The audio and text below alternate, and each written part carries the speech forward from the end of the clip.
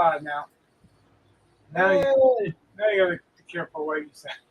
What are you talking about? I was just talking about how wonderful everyone I work with is and how amazing Now, the see, I education didn't, I system didn't is. even talk about what the subject was.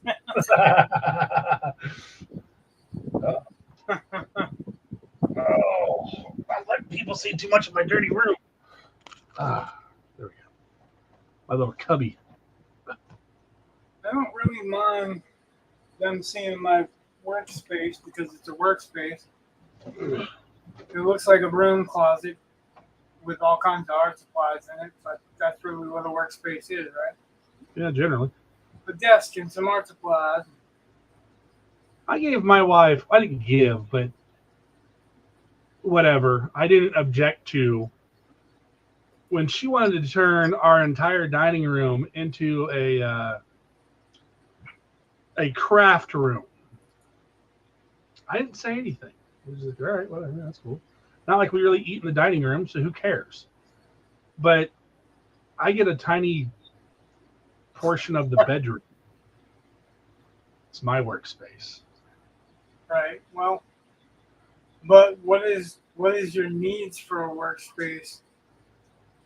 Which is like I can understand that. My wife usually works in our bedroom too, but her needs for a workspace are like they're never the same. And our bedroom's actually bigger than my little closet area here. But my little closet area here, it's a place where I can put my desk and not well, I ostensibly not have to worry about anyone getting into my stuff while I'm not working on it. But the Well, cat sits his dirty ass on the papers. I never thought about that, but yeah, like if you were my dad and you had all those wonderful toys, I would have a hard time not playing with them. Well, I'm just saying. you know, from experience with my kids, Yeah, the only ones that are interested in messing with my stuff yeah. is the one that doesn't have the capacity to use it. Uh, Now, my older kids, I have tried and tried and tried to get involved with art and give them, a little bit of advanced knowledge because I have a little bit more knowledge than they do. true. I'm like, I've trialed and errored and trialed and errored for so long that um, I would save them that. Right. But it's almost like they're determined to not do that. Like my oldest, every time I give him some kind of key art instruction, Yeah. and I'm like, when I talk about key, it's like how to take measurements or using a reference so that you know what you're doing. Because instead of trying to pull something out of your brain that you've never seen before, you know what I mean? Right. And that's what he does. It's like I've never seen it, but I can imagine it. And then he starts drawing it, and he's like, I don't know how to do this, like what was I telling you anything for? I just don't understand. Yeah. But yeah, my Here's my daughter stuff. don't want it either. I mean, both of them have the ability to do anything that I can do. They can do. They just have to take the time and concentrate. And I'd love to share not only my knowledge but the tools with them. You know what I mean? I keep telling my daughter, "Come over, we can art together." Yeah, right. I don't think she's interested in arting with me. I think she's interested in arting when it's late at night or I'm not around or she's completely bored and there's nothing else to do and that's not really convenient or something. Mm. I don't know. Well, That just seems like it anyway. neither one of my children has ever willingly, ever willingly showed me something they've written, like a paper for class, anything. My younger son, I finally kind of forced him to, because he was missing some. Like, he got some stuff wrong on the paper. I'm like, that's a 10-second fix, and if you had shown me your paper, I would have told you about it. Like, it's nothing complicated. You're right, and that's the thing. I'll chat to you, so I'm gonna pull him in. Hello, Chad. Conda. What's up, guys? Hello, Chair. How's it going? Oh, not too bad. Yourself? Fantastic. Like I said, because you're their dad. You know, Yeah. If you weren't their dad, that would be a whole different story. They wouldn't mind at all learning from you. Like they probably would be begging to learn from you if you weren't their dad. Well, if they were interested in the subject anyway. My kids are interested in the subject, but they just don't want me to teach them. Well, that's the thing. I'm not even asking to teach them. Well, I guess this year I am, because I'm going to have one of them in my class. But Well, you're kind of asking to teach them because you're like, well, I can explain it to you. That's a teacher, right? well, sort of, except for they've already done it. So really what I'm asking for is the writing process says you should have this critiqued and revised. Let's do that because I'm qualified to help you out there. And Right. Just, But that like, qualification makes you their teacher and not, yeah, I guess. not a fun thing anymore. But and to be fair, I never let my parents, unless they forced me to, they never saw my work. I mean, writing? Well, I mean, writing stuff I do now. I encourage them to read anything I think that they might enjoy. That last short story that piece of Flash that got published, I actually thought it's like, oh, that might be something my mom actually appreciates. I don't know if she did or not, but it's at least it was short, so it's kind of up her alley. I don't know. But I'm just saying, there's a lot of stuff the boys, if they just take a moment and ask, they would probably do. I'm not like forcing them to do anything new. Not like I'm saying, you know what, this summer you guys are all going to write short stories, one a week, like Ray Bradbury. We're going to be awesome. Yeah, right? Not doing that. So I'm just saying, hey, if you already done this work and it's in your class, maybe I should look at it. Which is going to be weird having my son as a student, though, because that'll be like, I don't know. That's just I'm weird. sure he's going to be mad at you a lot.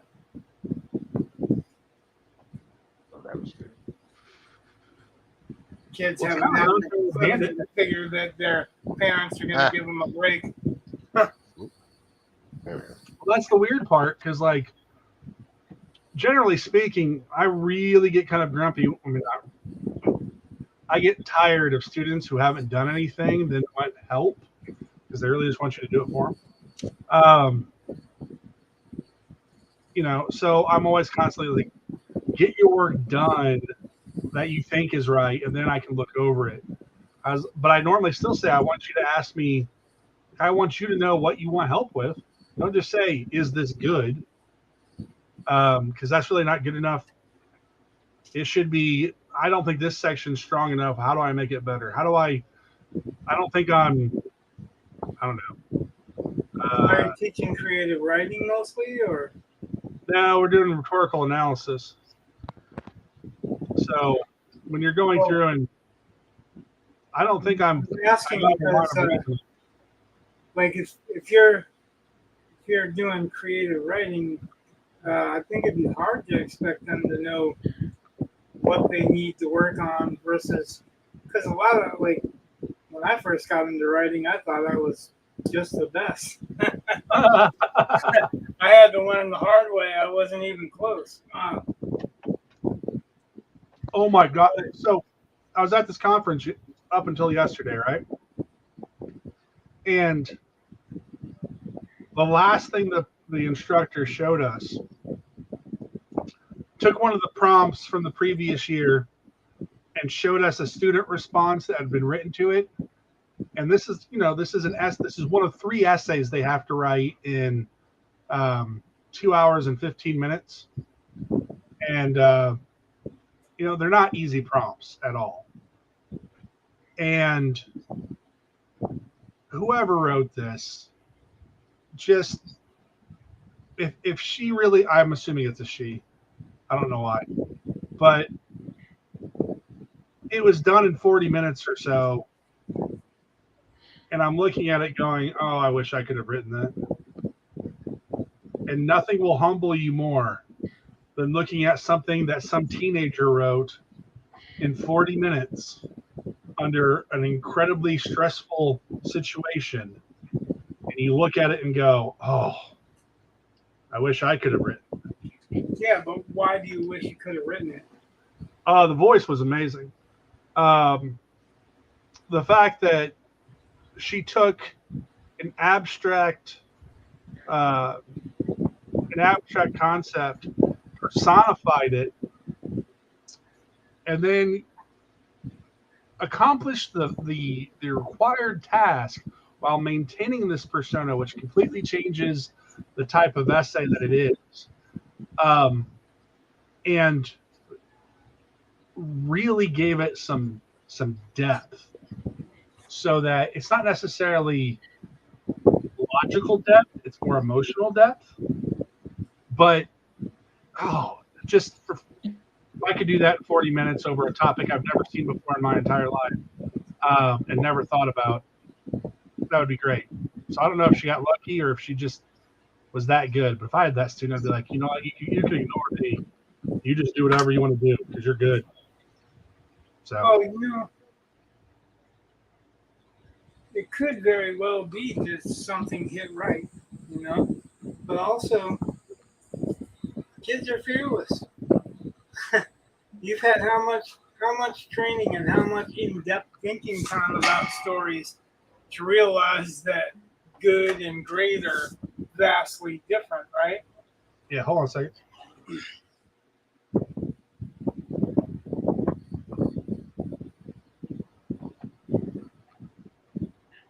All right. Anyway, I'm just saying you've had how much training and how much time to realize that good and great so far apart that you're not hoping to be great, right?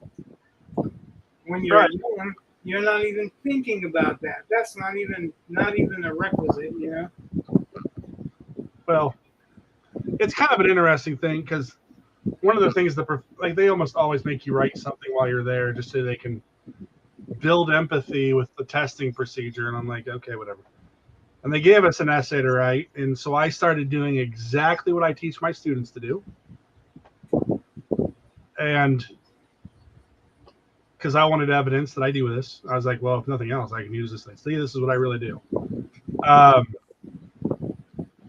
And then the best part was I got all the way to the bottom of, because I always tell them to do an outline first, plan out what you're going to write, outline it. And I got to the bottom of my outline and realized that was the last thing I wrote. That was the entire essay. That was going to be it. 100%. Everything else it's fine. It's serviceable. It would work. But the last part was way more interesting. And I'm like, I'm going to write an essay that I would never tell students to write, ever. Because part of it's talking about suicide. It's talking about, it literally kind of borders on suicide bomber envy, which is kind of weird. But I was trying to write that fear is not a very good motivator, but love is. And I pointed out that suicide bombers don't detonate suicide vests because they fear things. They do it because they love something. They love whatever their god is or anything else. Even if they're trying to fight off an invading force, well, that means you love your own country enough that you're willing to go forth and do this. You're not doing it because you're scared. You're doing it because you really do value the country more than yourself or whatever. And I compared Jim Jones to Muhammad. I said Jim Jones killed his faith because he supported suicide, but Muhammad grows it. What's the difference? One did it out of fear, one does it out of love and reverence for Allah. And a whole bunch of hot topics. I'm like, I don't think I'd tell a student to write this, but since I'm not going to be graded on it, I'm just having fun. Right. Which I normally think will make a better essay, but when it comes to AP, I'm always like, it's not the end all and be all, but you might as well play the game, and why risk? There are much easier ways to get your points and get your qualifying score and all that kind of stuff. And you don't have to play the game, but it's a lot easier if you do. Biscuits, you okay? What's that?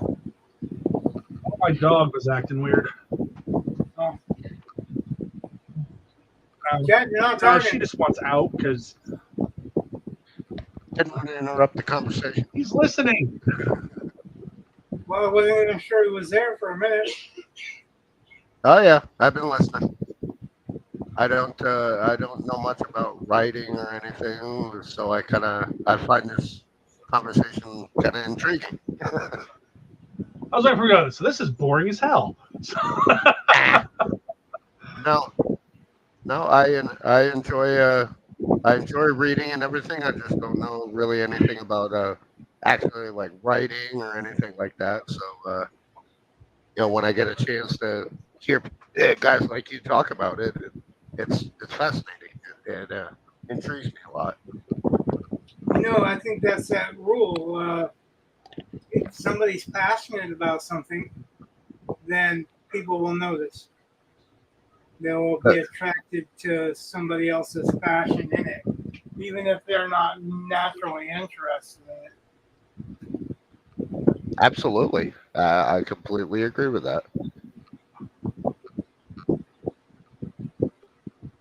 That was something I never really thought about until somebody pointed it out, but I think it's absolutely right too, is that you can not be interested in the subject for your own sake, but hear somebody really, really passionately speak on the subject and bang, you are interested. It's like talking about writing. That's a good thing too. Was it Stuart Woods, right? He writes about sports crime, right? Yeah. I am not interested in sports. You know what I mean? But he's a bestseller, and there's not a lot of people that read, crime stories that are reading sports stories. But Yeah. he cornered that market because he is passionate about it, knows what he's talking about, And the same thing with John Grisham. He was a lawyer before he was, telling you a lawyer's point of view. Yeah. Right. He wasn't just making stuff up. He knows where it's at and where the temptations lie and the disappointments lie and all that. That's natural for him to know, or at least he can draw on some experience from that. But there's a passion in it if you read it. You know what I mean? He's like, someone's pointed it out a couple of times that some of these guys they're not really good stylists. They're not really good. They don't write prose well, but they're passionate enough about what they're doing. That's the dryer, not a bomb. Promise. Well, Rich, I gotta go put my dog promise down. as far as I know, like if this broadcast ends abruptly, then it was something I didn't know.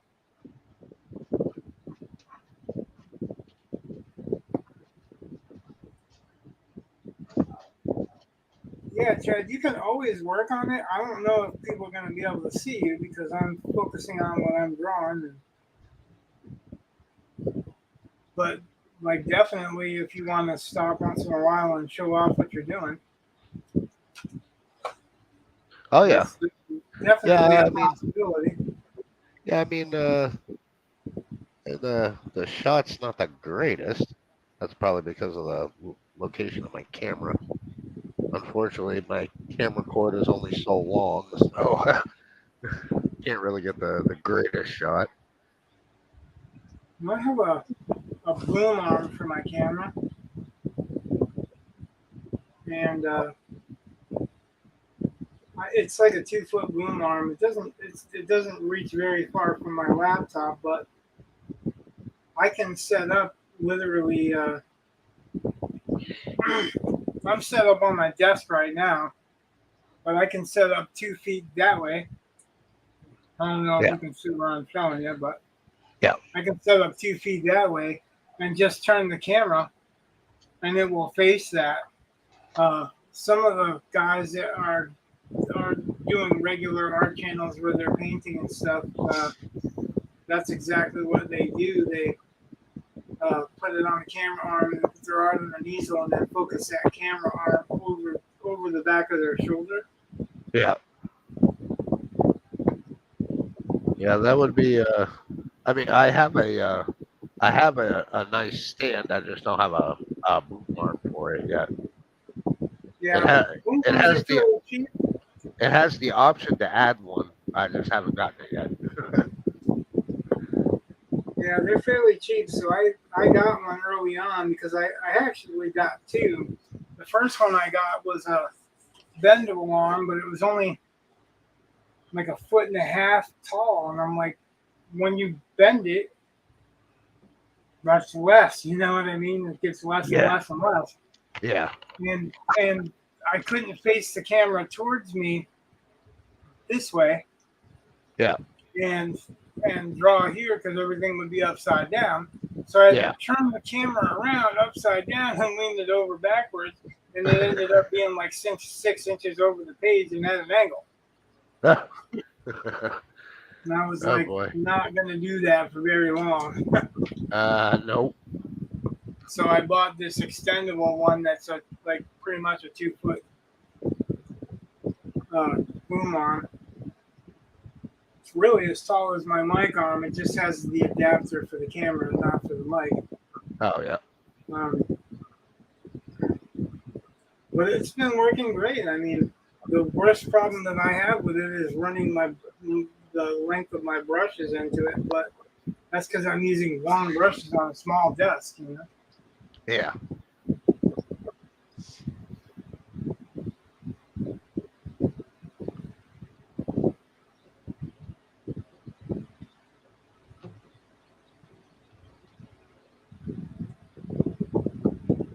Yeah, so I'm not really sure what to do with Saturday nights because if I don't have a co-host, I'm not very entertaining. I'm not very entertaining anyway, but not very entertaining without a co-host, definitely.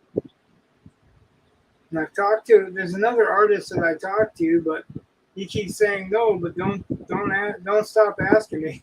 You know, like well, you know, if I ask you 3 or 4 times and you either don't answer or the answer is no, yeah, I'm not gonna do that forever.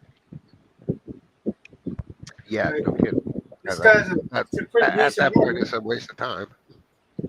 Right. And that's, you know, something I really can't afford to do. I can't afford to waste the time. Yeah, I can draw off camera time like is too precious. You can't afford to be giving it away to people.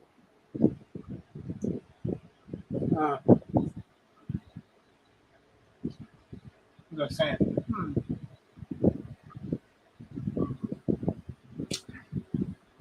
I can't remember that. I was going to say something. It'll come back in a minute. And apparently it wasn't that important.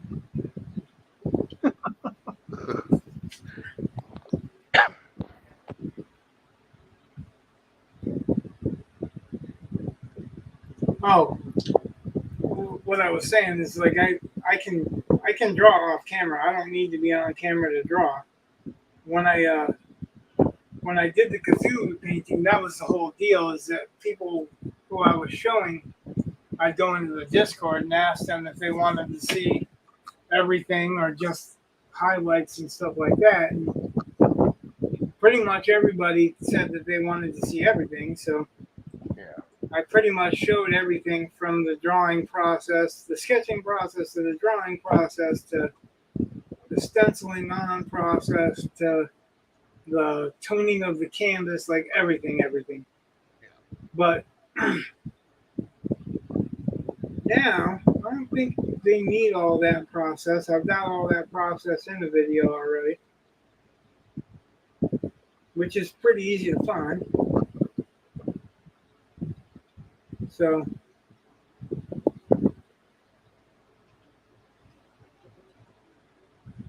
I didn't save any of this. Like when I stopped the first time, this was really lately done. The gloves were done, but this wasn't done at all. And I redid the pauldrons because I wanted them to look a little bit more real. And the pauldrons are strapped across your chest usually and around your arm. Yeah, unless Well, I'm not going to run it across her chest, so I just kind of hooked it up to her cuirass. And there's not going to be much seen of this part under her arm because it's in the shadow at night. So I just kind of have a line across so you can see where the edge is cut off.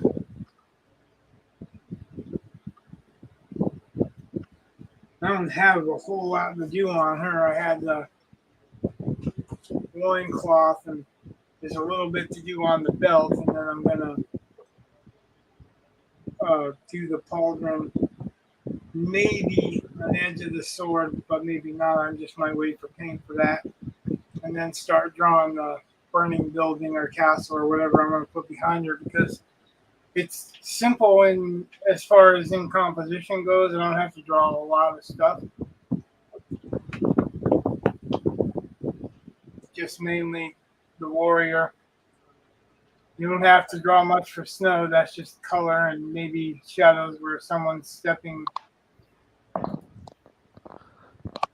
That's pretty cool, Rich. I actually have two of that exact sword in real life. I got it right in the other room. Oh, the Viking sword? Yeah, I got two of them. It was given to me and Colin long time ago for a Christmas gift from my mom. We had Viking swords. When I used to have my shop in Thomaston, we, the employees and a couple of the steady patrons, would buy these cheap swords, and like we would sell the ones that we didn't want, and then we'd go in the back room and beat each other up with them, like literally sword fight with no armor, no sense of intelligence there. But my buddy Tommy's still got a shard of a sword in his neck. Oh, geez.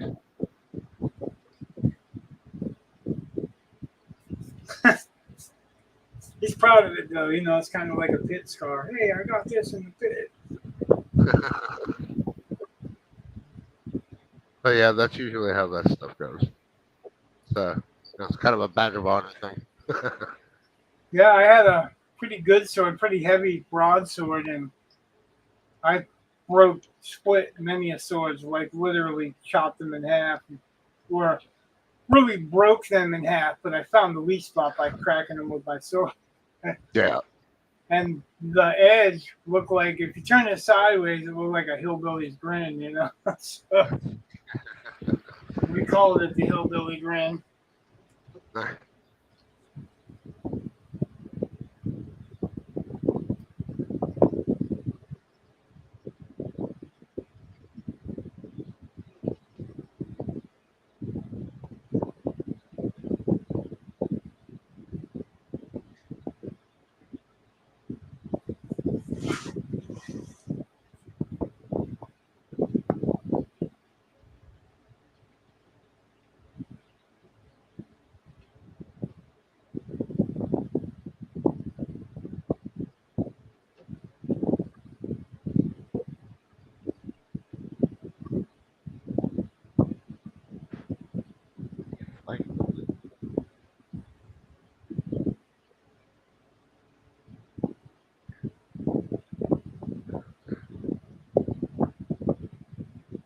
I just realized I was talking to myself and I'm on the fucking microphone. Yeah, sorry about that. I couldn't hear what you just said. Oh, I said I just realized I was talking to myself for a minute and that I was that I was on my live mic. So I said sorry about that. Well, since I couldn't hear what you said when you said that, I couldn't hear what you said when Yeah. you were talking to yourself. Yeah, fair enough. I'll have to watch the replay and see if I can hear it later.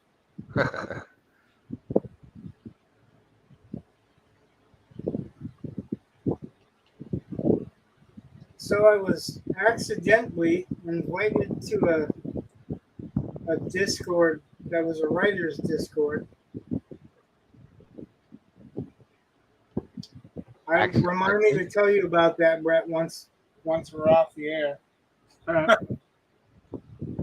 Because it's really interesting. It was never really intended to be an invite for me, but somebody invited me in a DM. But that's what, when you sent me that story, that's Which story? the one that you sent me not that long ago that I just read Oh, tonight. Harrison Bergeron? Yeah. Yeah. But yeah, that when I said when I get a chance to free up, that's what I was talking about. Because I was talking in this other room that I had been invited to, finding it really strange that there was this huge collection of writers and artists that the moderators like. So I went into somebody talking about their magic systems. Yeah. And they basically, their magic systems were obviously not developed magic systems. They were, like, I guess there was only 3 posts about magic systems. So it's either a relatively new Discord channel, or that was a relatively new channel in that Discord channel. Yeah. But they're talking about their magic systems, and I'm reading through it, and I'm going, but that's not a magic system. That's just a little bit of this or a little bit of that. Like, so I started asking questions like, so one guy thinks he's original, and he's like, elemental magic. Never heard of that. Yeah, well, these are elementals, and then some of the elementals, like, they're not really elements; they're just part of other elements or something. Like, basically, there's aquas. Guess what the aquas have for power? I'm gonna guess they're water benders. Well, they're water powers, but that's exactly the extent of what he said. They've got water powers. What the fuck does that mean? What does water powers mean? They can hydrate. The only one that he described at all really in depth was there was a fire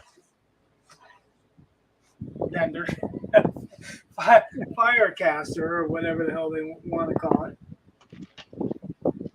That's mostly immune to fire, or fire resistant, mostly fire resistant. And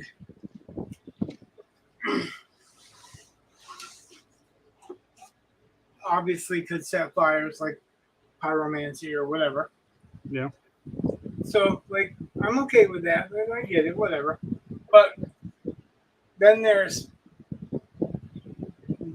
natures without an E, like Naturs, Oh, that's so creative. and I really Quakers. I shouldn't And critique. the Quakers are not Quakers and Shakers, Yeah. even though they're Earthquakers and Shakers. Yeah. But they have apparently no other powers than just Earthquake. Like, so the Earth Elemental is divided up into several different elementals apparently, because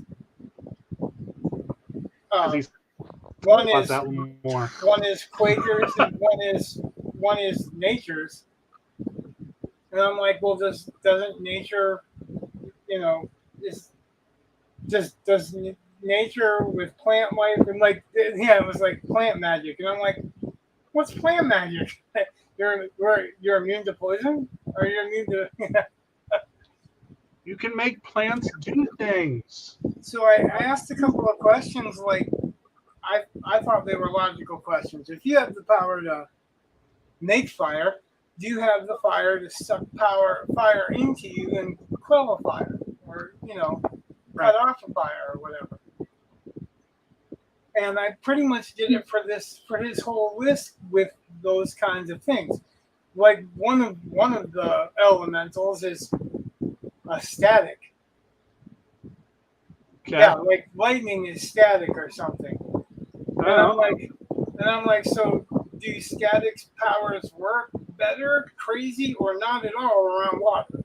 Or are they not effective, I'm not trying to be an ass. I'm trying to ask questions that I don't think they thought of. Because just the way they posted, you know what I mean? Right. And it's one of those things they should be thinking about. And obviously. Because like, they will doing them a develop huge favor. They will develop plot points. They can develop subplots. Yeah. But what I got was one of the mods telling me only ask one question at a time and wait for an answer. Like what? Like there's a whole series of questions. First of all, they posted a huge fucking info dump, and I've got questions. Like, I'm not gonna stop and think and then hope that I remember the other questions later.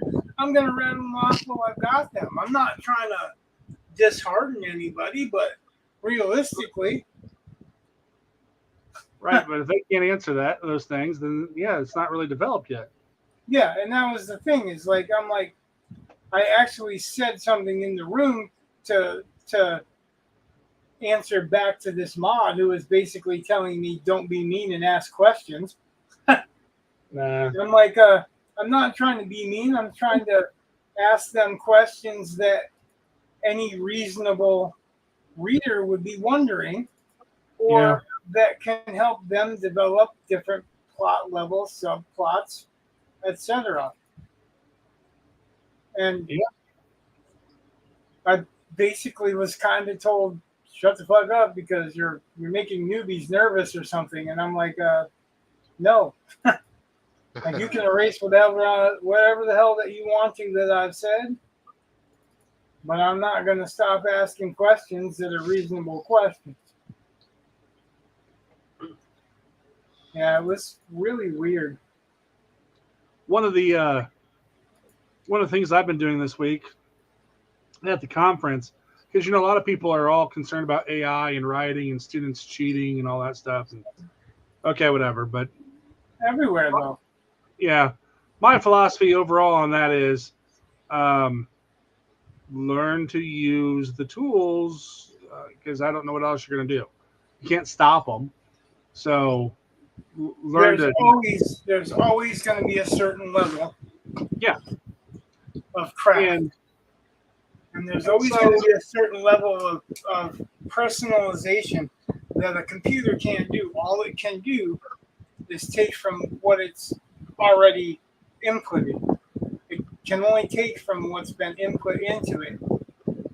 Well, and there's what's going on right now is a lot of people are suing because the AIs have put input in for their learning of their AI systems without the artist or writer's permission. Right, and I get it. That's absolutely valid. I don't know. To cut you off, but just there are some arguments there, but I don't want you to get into it. But hey, Joe. But I mean, because in the end, they were worried about what students are going to do and things like that, and how to combat it, and so I spent actually quite a bit of time looking at what various AIs can do for writing. But it got me thinking about that and AI will stunt growth. Are you frozen? No. Oh, okay. Just you stopped moving and I stopped hearing things. Oh, I'm picking up a reference and I'm trying not to interrupt you this time. Okay. But I had an idea for a magic system based on AI where um, the people who are the most powerful, because most AI has some, they'll call them tokens or whatever, and you can like once you reach your limit, you're done, or you got to pay more to get more access and that kind of thing, whatever. So if you think about AI and nanotechnology and the types of things that it might be able to do one day, the people who learn to do for themselves wouldn't need as much AI, so they could bank more, and they would like the more self-sufficient you are, the less you need the AI, the cooler things you could do because you could bank up enough to actually do it. So your wizards would be people who really just know how to do stuff. Like I don't need, like I can cut my own food up and cook it. I don't need the AI to do it all for me. Just different things like that. Or I can write my own paper. I don't need the AI to do it for me. So the more self-sufficient you were, the more you could bank your power reserve, basically, so that when it comes time to something really amazing and spectacular, you could use it that way. So that it's beyond the capabilities of what most people would be using it for. And I was like, is that a magic system? Is that a sci-fi system? Somewhere in between. But at least I think it's different than most people's. That elemental magic thing is. Who hasn't thought of elemental magic? Right. Well, I feel lonely. Anyway, I'm just saying. I was just saying that about AI. what? I was just working with AI. Just made me think of a magic system. That's all. Just Well, actually, when you're talking about, I already wrote about it. If you think about it, Prodigy. I mean, not so much in the magic system world, but Prodigy was about like after post-apocalyptic and the kids that had talent in figuring out how to work with computers or mechanical abilities, natural gifts towards that. well, so that. But this is kind of the opposite. Well, a little bit of that, but then also just the more you can learn about doing it for yourself. I mean, yeah, it's one thing to be natural, like with AI, figuring out prompts and whatnot so that they actually spit out something you want, or a series of prompts so you eventually get what you want, whatever. That's one thing. But also, the more you have to ask it to do, the less you could do overall because like you're going to run out of tokens. Right, So and that's what the Prodigy thing was, is that nobody knew how to make gunpowder, so that the people who knew how to make gunpowder, instead of they wanted to learn how to make gunpowder, they wanted to take them to make gunpowder. You know what I mean? But I mean, it's a different form of it, but it's the same. The same idea, just a different side of the coin, I guess. I understand what you're saying. That's kind of what I was trying to say there too. okay.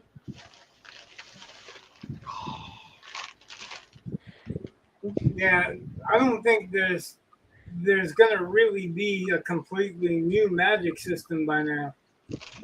It's a matter of how you can be creative with what's left.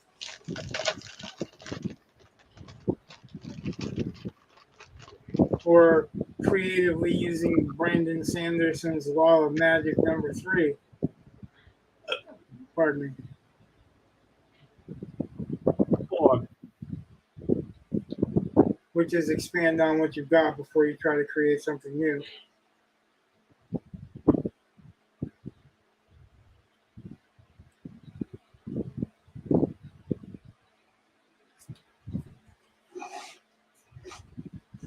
Okay, so for those of us who aren't writers, can you explain the whole concept of magic systems there?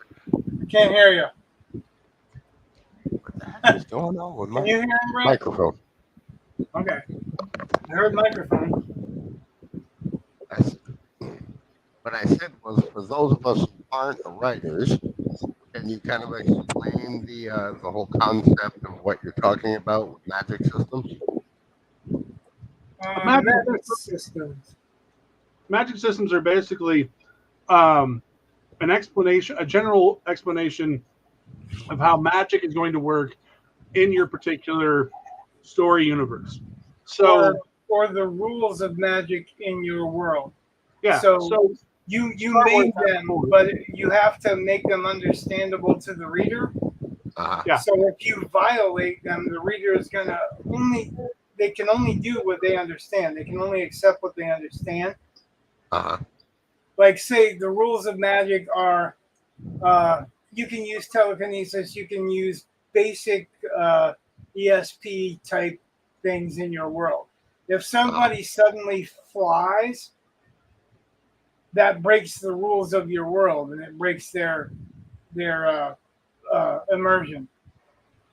Oh, Sorry gotcha. to cut you off, Brad. I was just explaining something at the same time. We're coming at the from different angles, but it's the same thing. It's basically the set of rules you give magic. So it's the system that you give magic.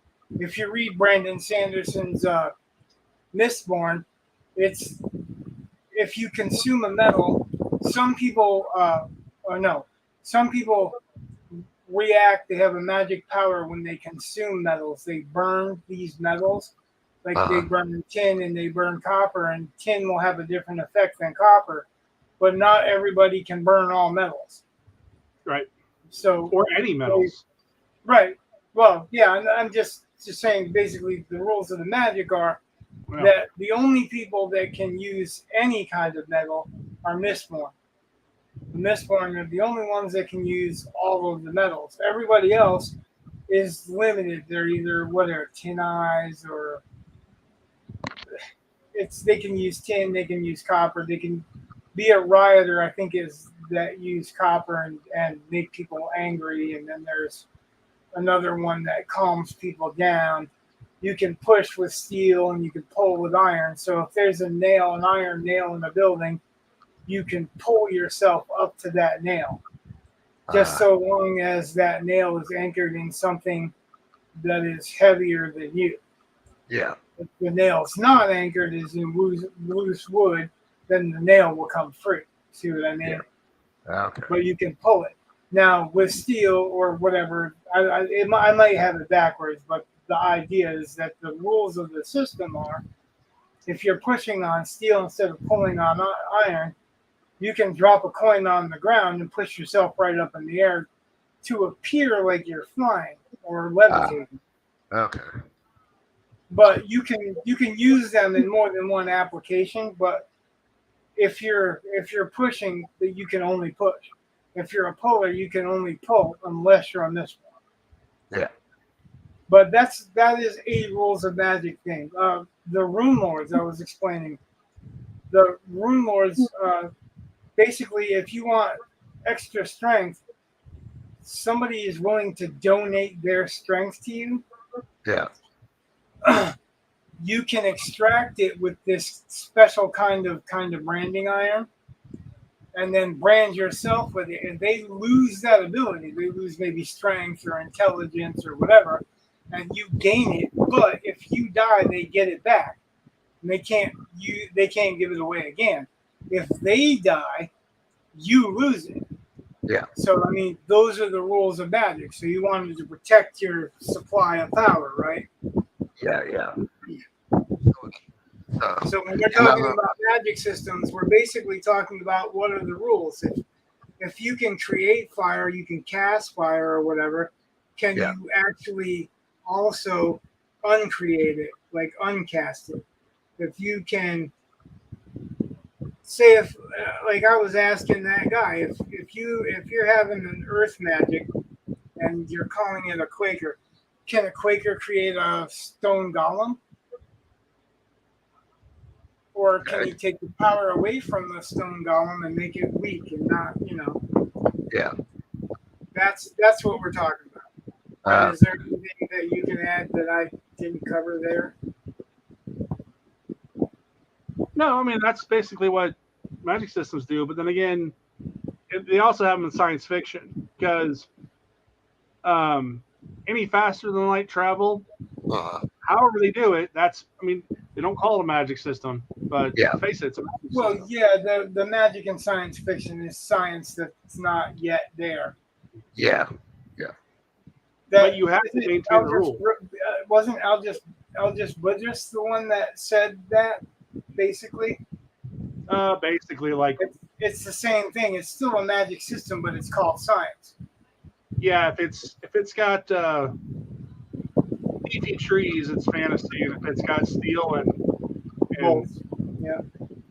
whatever, it's science fiction. So yeah, steel and bolts, like bolted steel and whatever. But like as well as I do, that there's science fantasy and there's all kinds of stuff out there now.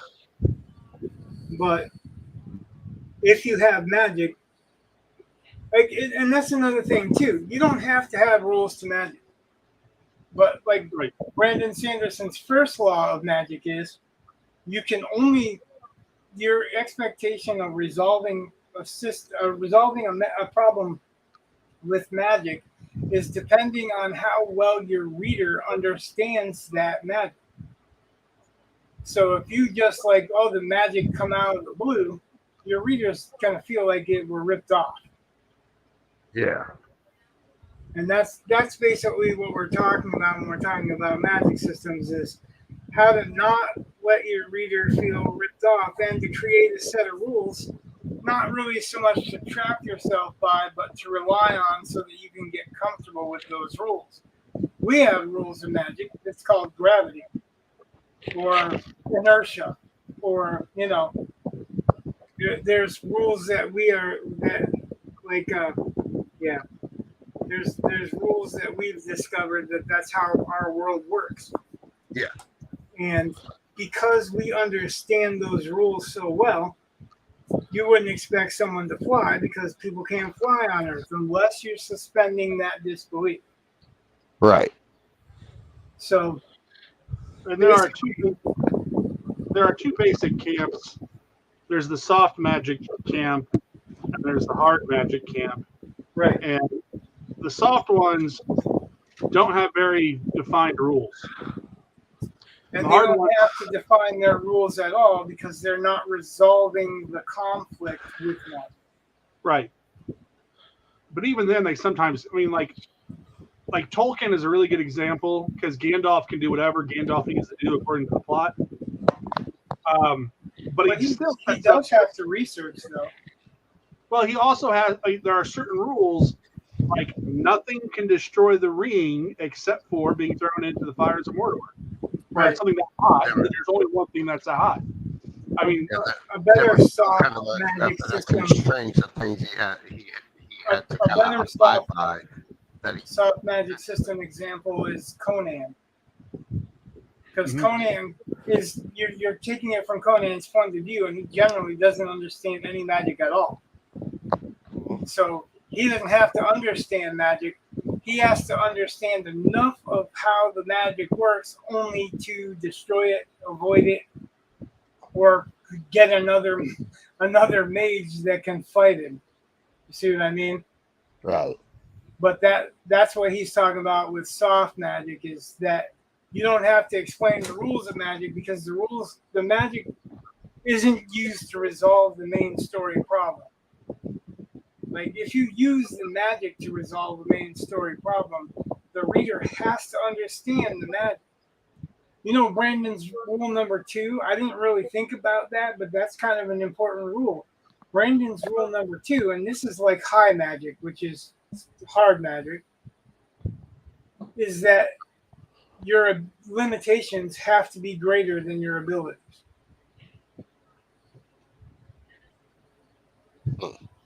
Because if your abilities are godlike, then who cares? Right. There's no story there. No one's gonna stop Yeah, you if you've got godlike ability. yeah, there's no struggle. There's no tension.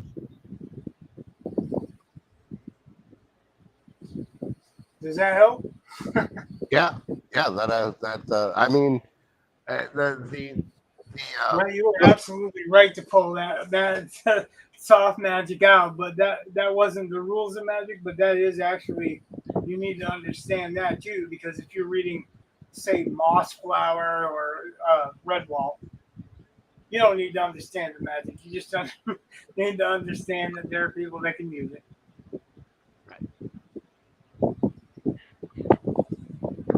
It's only really, really important to understand the magic if you're resolving problems with that magic.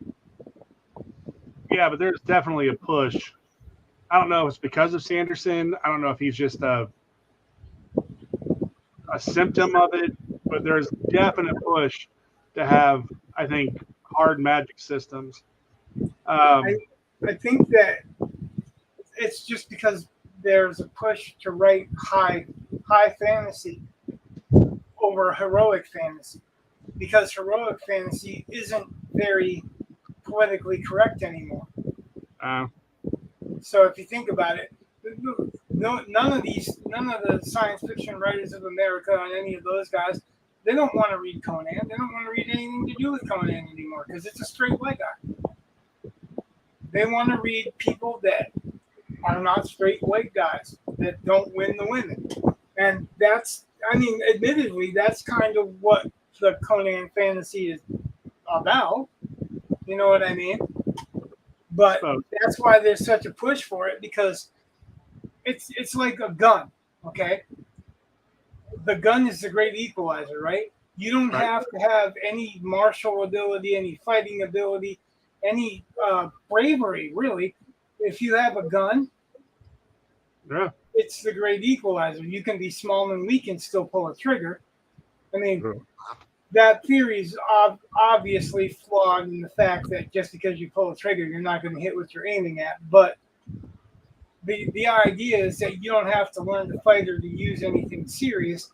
You can just point a gun at somebody from 2 inches away and win any fight you want to. But that's the theory behind high magic, is that you can have a weirdo, a coward, a freak, uh, uh, uh, almost paraplegic and still have a victor. You know what I mean? You can have someone that your normal crowd doesn't follow or doesn't want to follow. I don't think it's because people are just naturally wanting to read more uh, just high magic stuff. Game of Thrones proved that. In the first Game of Thrones, there's some magic, but there's not really a whole lot of magic. There's dragons, there's monsters. Like that's the whole heroic fantasy thing. Fantasy is basically what defines fantasy is myth, magic, or monsters, right? Yeah. So if you take away the myth, so you're not talking about gods and demigods and heroes. When you take away the monsters, so they're not fighting dragons and they're not fighting draconians or gnolls, you know, then what do you have? What do you have left? It's just magic. So you have to be something really, really good with that magic for people to want to stick with your story over the next guys. But when you start mixing, and that's what they're doing, you start mixing underrepresented voices with magic, you can mix underrepresented cultures with with their magic systems or magic beliefs or whatever, and that creates a newness in the magic that they're pushing for. I think you could still do that with heroes, but you know, what am I? Who am I? Straight white guy. Yeah, straight white guy. Well, straight white Christian white guy. I'm the ultimate no-no. You're such a bad boy. I've been pretty bad. Like I'm trying. to be nice now because I'm dying. That's terrible, Rich. That is terrible.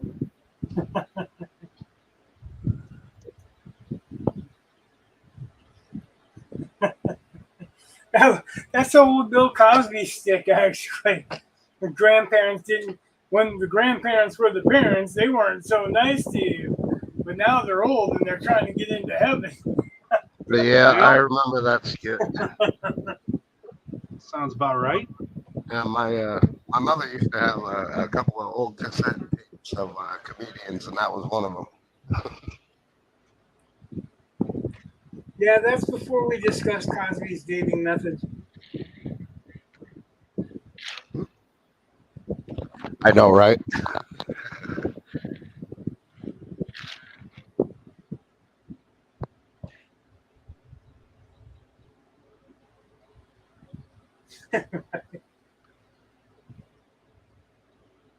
Roofies turning no into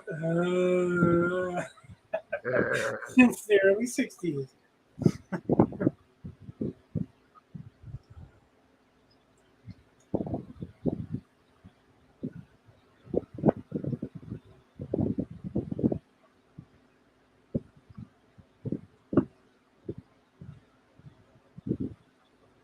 Well, that got quiet real fast.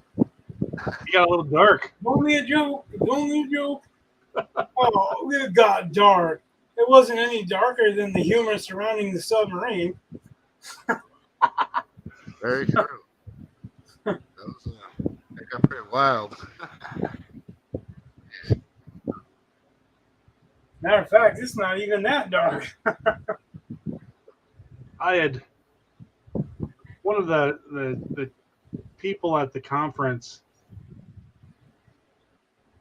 was upset by one of my T-shirts because it's an advertisement for George Milton's shooting range and asks you to bring a friend.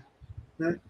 And if you've read Of Mice and Men, you understand how incredibly dark that is. But they just thought it was some shooting range advertisement, and they're like, "You shouldn't be wearing it." I'm like, "It's about Of Mice and Men." Oh, yeah, okay. Yeah, I know. It's like that that old John Jones John Jones joke. I would tell it to you, but the punchline's too long.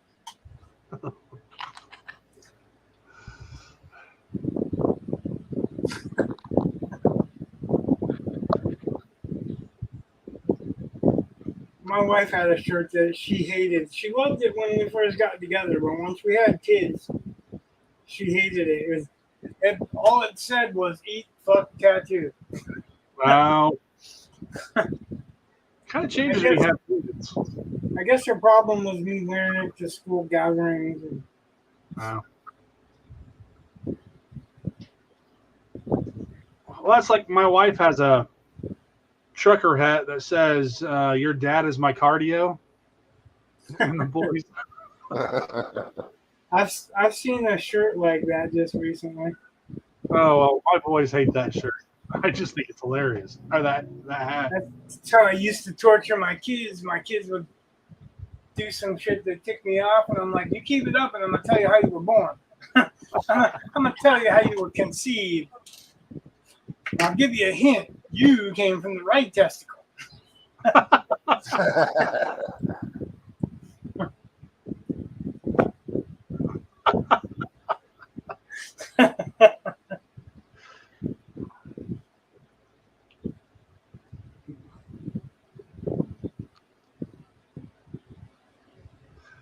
I'm going to start doing that now where I just. One of my sons, if we say anything to him, he tends to be, "Well, what about his brother?" And I think from now on, that's going to be my excuse. Well, he was from the left, you're from the right, so these are your requirements. Yeah, you were from the right testicle. You didn't tickle enough coming out. I owe you.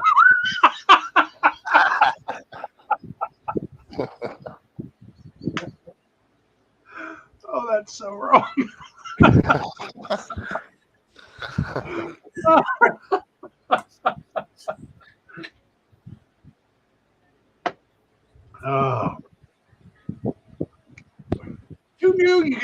parenting tips here. Right. This is where the good tips are. No, we got a Come discussion on, about that's what reading, she said. about art, parenting. We're very cosmopolitan. We're amazing. Holy crap.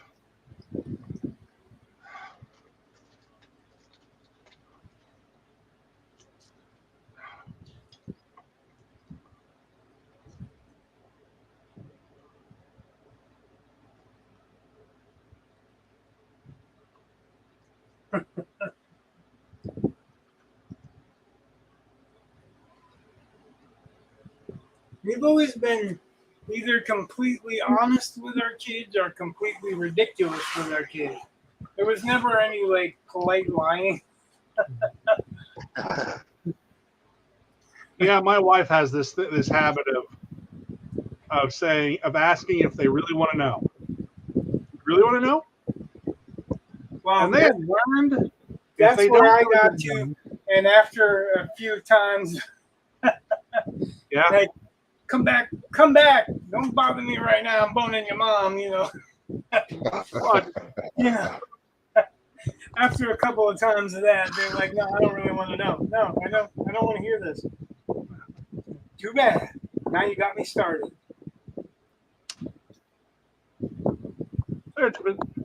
especially when the kids were little. Did I ever tell you why they call it a green dress?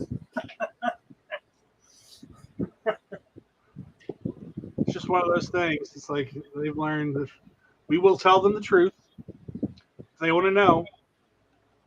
Yeah, that's how it's always been. If they ask, we either tell them really the honest truth, or we tell them something that's completely crazy. Like if we get bugged by, "Where you going? Where you going? Where you going?" "Well, we're going out to feed the hookers in Nashville this weekend. You coming?"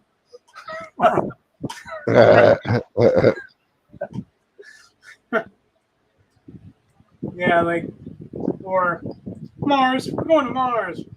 We've been saving for a while. You guys got to take care of your own self.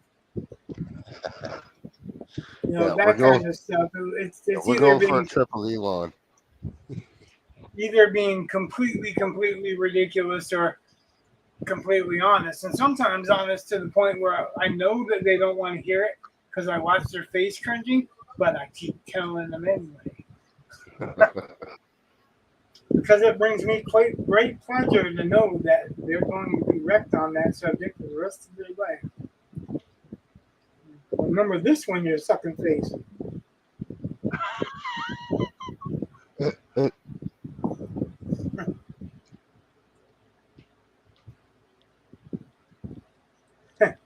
And no, I don't like a finger poked in my ass when I'm being. Wow. Wow. That escalated quickly. Yeah. I'm thinking more like the Atticus Finch approach when Scout asks him about what is rape. He's like, some kind of like intimate knowledge of a female by force or something like that. I mean, that's what he tells her, and she has no idea what he's talking about, but it's an answer and it's true, and so she accepts it. And I'm like, yeah, that was my general. If the boys ask something, I would just tell them in terms that, while true, it just over their heads. Or if it didn't go over their heads, I guess there was time for them to know. But now we've been, if we're honest, it's brutally honest, because they don't really want to ask after that, and it just saves us a whole bunch of trouble. Last time I asked, I had nightmares for 3 months. Just think of what's going to happen next time you ask.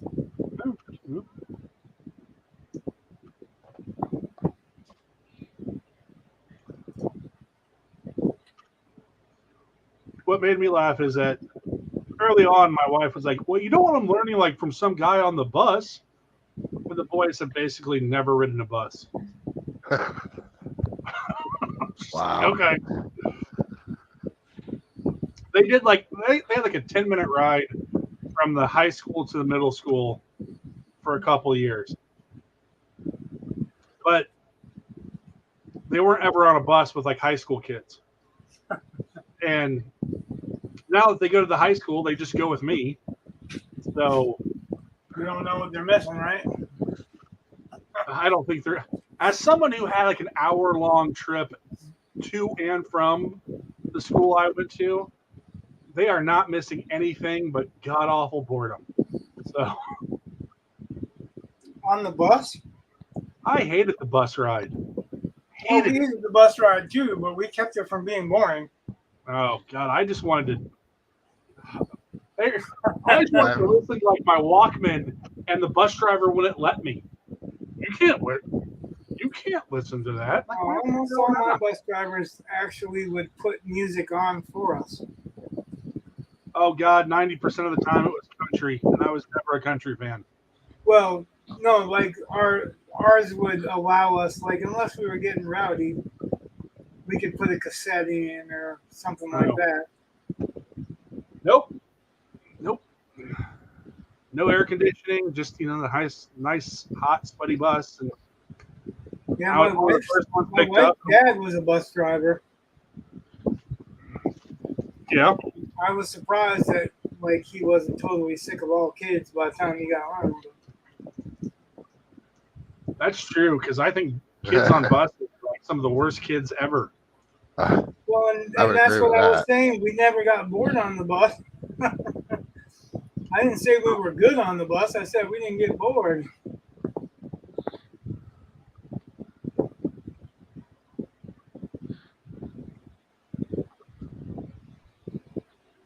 Two are definitely not mutually exclusive.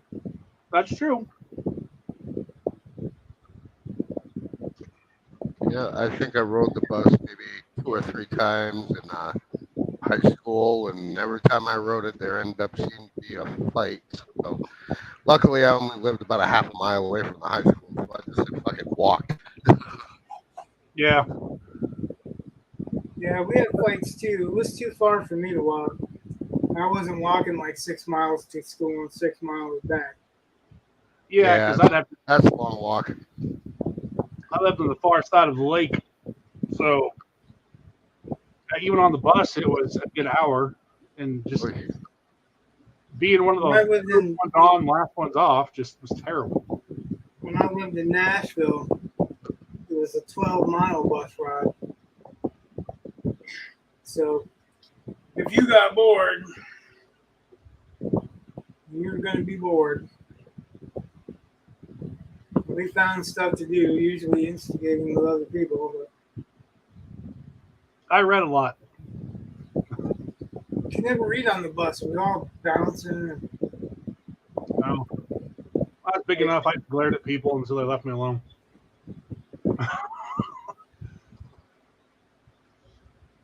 Well, it wasn't the problem that people wouldn't leave me alone. It was the problem that the motion, the bus would, pretty much leap. Every time he dropped a kid off, when he started again, it was like boom. I remember one time, one of the high school kids gave me some chewing tobacco. Oh, lovely. And I had eaten some burnt sugar cookies that my mom had made. Yeah. And it was the first time I was trying the chewing tobacco, and I was in the back of the bus with the high school kids. And the kids all like, oh, now you got to spit it. So I'm like, well, what the hell do I spit it? And he's like, well, out the window. So he opens the window, right? And I go up to spit it, and the bus hit a bump. Smacked my bottom jaw, and I swallowed not only the spit, but the chewing tobacco too. Yeah. I had a little sandwich baggie that the cookies were in, barfed in that bag. Yeah. Then I started torturing the girl in front of me with the bag. Yeah, it was definitely not blind. I'm much better now. So you were the kid that I hated on the bus.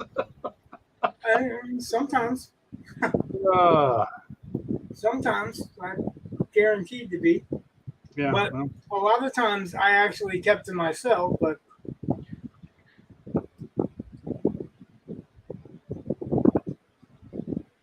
sometimes not so much. I wasn't one of those I wasn't one of those loud, boisterous kids, but I wasn't above playing a practical joke on somebody or something like that. Like anyone that knows me knows I'm really not a loud, boisterous person most of the time.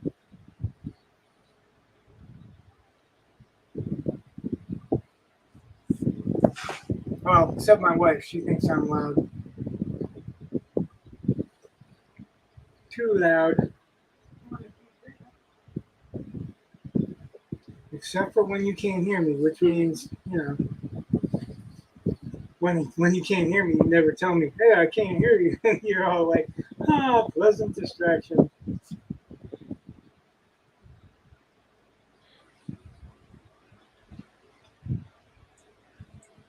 She's the only one that ever tells me I'm loud. Everybody else is like, speak up, I can't hear what you're saying.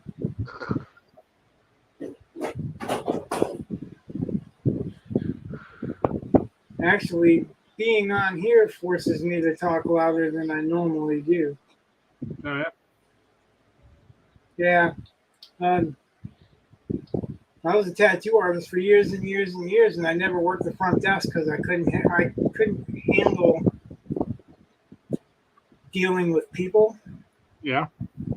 Like I could deal with people one on one when I was tattooing them, but I wasn't gonna haggle and fight and whatever.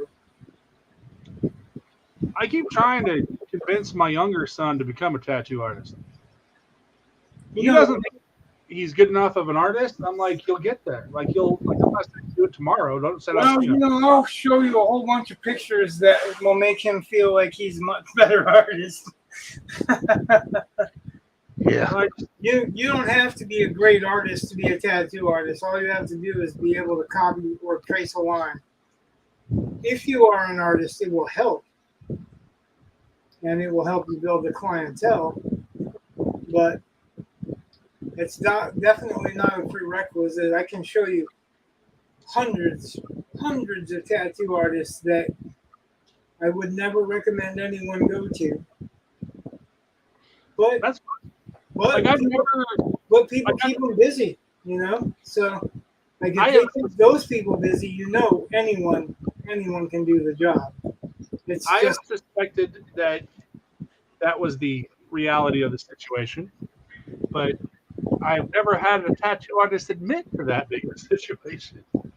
Oh, So, it's funny because there's all right. So I'm going to say something Chad's heard 1,000 times because Chad was one of my pupils for a while.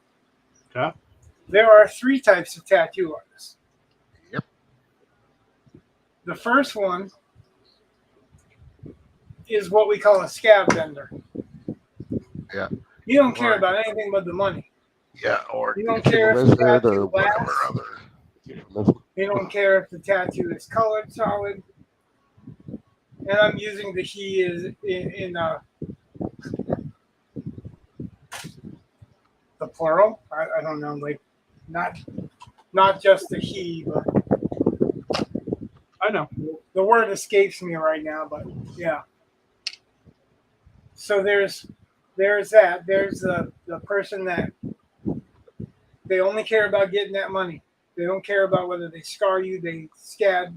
That's why we call them scab vendors, because sometimes half their stuff will fall out and leave a scar behind. Sometimes they'll just stay there and be green dots and nasty looking. Sometimes there'll be lines through stuff that there ain't supposed to be lines through. They just didn't care. Sometimes these guys get so fucked up on drugs or so fucked up on whatever that they shouldn't be touching their machine. And they don't call it a machine either. They call it a gun. And I've told all my clients at least one time to call an instrument of tattooing a gun is like calling one's mother a whore. Okay. A tattoo artist, a real tattoo artist, uses a machine. That's right. homemade piece of crap is a gun, or people that don't care about what they're doing, they use guns. Guns hurt people. Yeah. I've told people plenty of times, if I tattoo you with my gun, it's going to be permanent, but you're not going to walk out of the shop. Yeah, exactly. Because my gun's is 357. So, Yeah. um, the second type, my gun shoots something like that, not ink. yeah, right. The second type of tattoo artist is a mechanic. Now, a mechanic doesn't have to be creative. He has to be technically able. So he is not going to scar you, or chances are he's not going to scar you. He don't probably much care about how bad you hurt, but he's not going to scar you. He cares about laying that color in, getting nice solid color, nice solid line works, and following a pattern that you pick off the wall. Just like a mechanic will pick up a book and it'll tell them what to do, and it'll tell them how long it should take, and they charge accordingly, right? Right. Now, that's not saying there aren't not creative or great mechanics that excel, because there are plenty, but we use that just to describe a type of person where they're more of a worker, a drone, than an artist. And then the third type is an artist. That they're an artist no matter what medium that they're using. Tattoo is just one medium. A mechanic can be taught. An artist can be taught, but they have to realize that it's not their talent that they're being paid for, it's their skill, because a skill is learned. And as far as tattooing go, there's really 5 different branches of tattooing, but there's 3 main courses. One is medical, so you have to know clean, how to keep clean, how to clean stuff, how to troubleshoot for diseases and stuff like that. You know, what to wear for protection, how to, there's a lot to know, how to take care of a wound, how to troubleshoot taking care of a wound, and when to call in the big guys, when to call in the doctors, or send them to a different professional. There is technical, which is usually about making the machines run right, about making the needle depths the right depth, all the technical aspects, how to build needles, how to tear them down, to make sure that somebody gets a new needle every time. Even though sterilization is part of the medical process, it's also part of the technical process. If you use coil machines, there are certain types of techniques that you need to learn for the coil machines, and that comes everything down to making the ink what they call take, so that it stays. And if you use a coil machine, it's different than, say, you're using a pneumatic machine. Or, Chad, what is the name for the types of machines we use? Rotaries. A rotary machine, which is based on the remote control car motors where they turn. Yeah. So they rotate, and they rotate an arm that goes up and down. They rotate something that moves an arm. The motor spins the cam, and the cam is in a slider, which the slider produces the vertical. Right. It's quieter tool. It's usually hits more evenly. More consistently. Yeah, I said evenly, but that's what I meant. It's consistently. And you can do a lot of adjustments in that. So your medical and your technical, and then your artistic. And your artistic, you can only teach so much. You can teach what that apprentice has the aptitude to learn, but not all of them have the aptitude to learn artwork. Like we discussed color theory, right?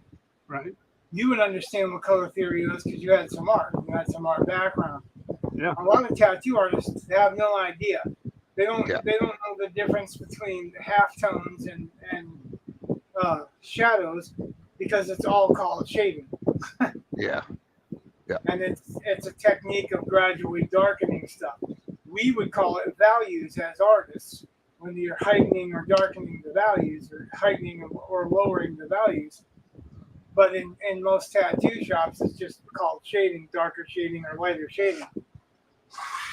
So, I mean, there's medical, technical, and artistic. And the artistic, there are some people that pick it up. They are real artists. They have real talent that need developed. And if you help them develop it, they will go much, much further. Those were the ones I always looked for. Some of them I found, some of them I didn't. And you can tell because the ones I found are still with it. They're award winners, or, some of them aren't still with it because they can't be for one reason or another. But mostly it's because they physically can't be for one reason or another. But yeah, so there's medical, technical, and artistic. And they don't necessarily teach all of those everywhere anymore. Like when I learned, you did. I mean, you had to learn. Nowadays, like here, they instituted an apprentice license for a while. But then the apprentices started complaining that they had X amount of hours in and they weren't licensed. And the state was like, well, we can't give them an apprentice license if we can't guarantee when they're going to learn. Well, everything has a learning curve. I'm not going to set somebody on to tattooing somebody, a customer, that's paying them to get tattooed. If they don't know how to lay a tattoo in or they're going to scar them, that's not what I'm going to set them to do. That's my name on there too, Yeah, just because you completed some hours doesn't mean that you're ready. Yeah, it's not like an electrician where it doesn't take skill and manipulation. It takes hours and hours of learning. So, for instance, a combination of medical and technical, I guess, and artistic too, is that people all have different skin types. One person's skin, you can just graze and they'll take it. Another person's skin, you can just graze and they'll bleed like you slash them open. Yeah. And they won't take anything. And as a matter of fact, they will bleed so much that it thins the ink, it thins the pigment, so it doesn't come in there. Yeah. Some people of different skin tones and thicknesses will scar easier. Some people won't scar at all. It takes time to learn which of those is which. And now, for instance, we take that situation and we'll take a person that doesn't scar particularly easily, takes the ink fairly easily, and doesn't jump every time you touch them. Okay? So we'll take JQ Public. Now, where are you going to put that tattoo? Because if you put it anywhere near the armpit, it's going to take differently than on your chest or on your forearm or on the inside of your forearm or on the back of your head, back of your neck, your ribs, your waist, your stomach, your leg. You can basically judge maybe the forearm with the calf or lower part of your leg. You can judge basically the upper arm with the upper part of your thigh. But for the rest of it, you won't know until you get to working for a long, long time how far or how sensitive those limitations are or what the signs are to watch out for it. I have a girl that was fine with tattooing, all excited to get tattooed, getting a sunflower this big right in the middle of her spine, right?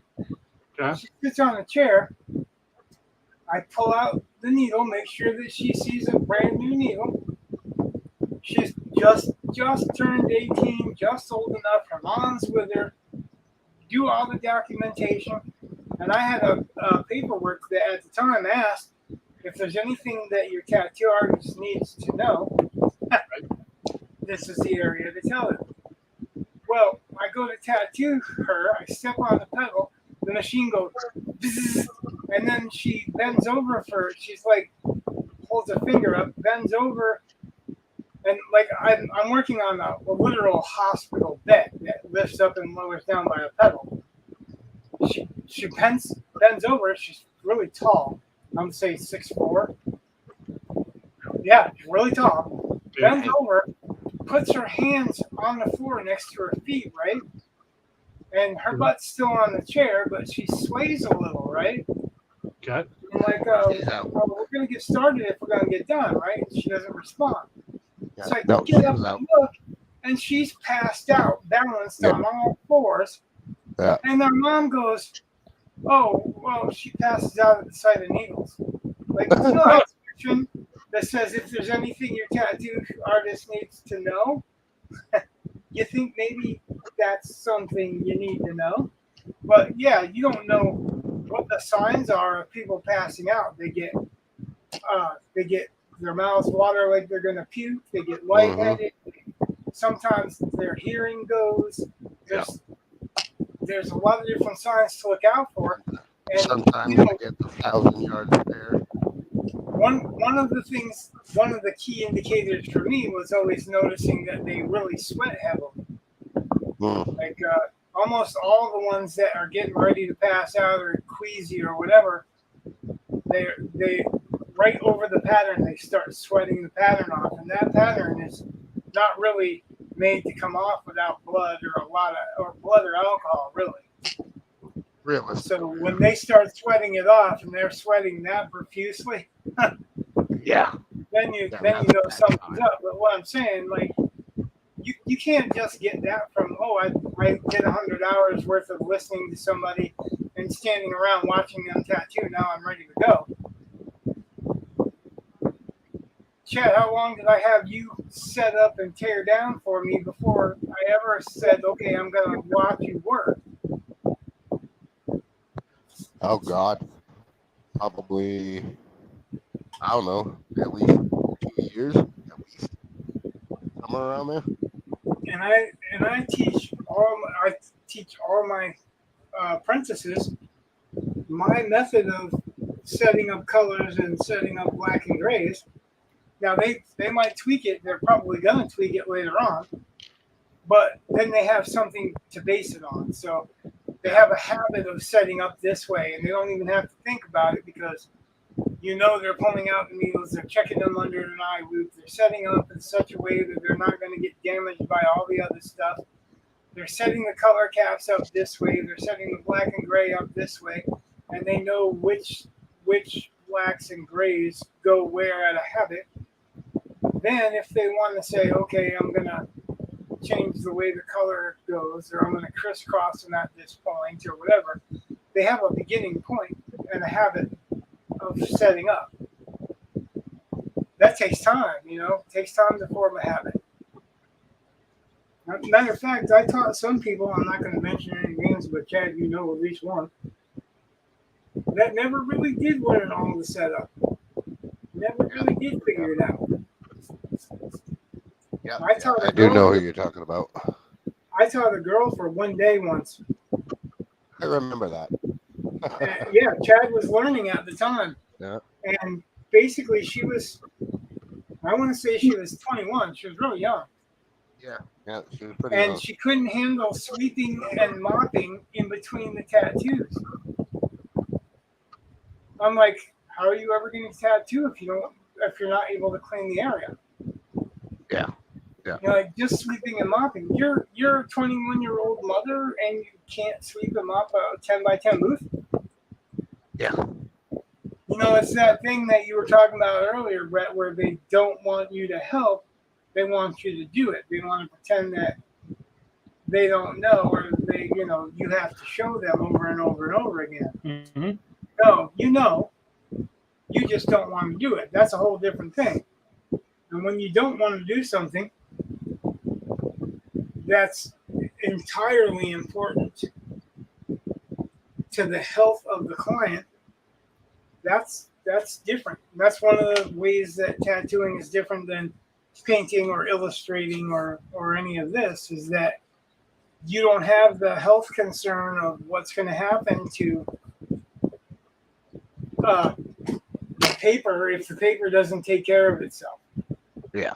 You know what I mean? Is the paper gonna jump? Is the paper gonna slide while you're working on it? Like, Yeah. I put a tattoo on a guy one time, big tough guy. Like this dude probably benched 250, 300 pounds most of his life. Cut, rip, going in the army. I put a line that long on him, and he just slid right out of my chair. And I'm like, that's the first time I saw somebody slide and literally fall like that. I was working next to a guy in Florida, and I was tattooing somebody, and he was tattooing somebody, and we were in close quarters. In Florida, I don't know if you do now because it's been a while, but you didn't have to have a 10 by 10 booth to yourself. You could work two people in a 10 by 10 booth, and we did. So the one guy was set up on one side, and I was set up on the other side, and I got a client there, and I'm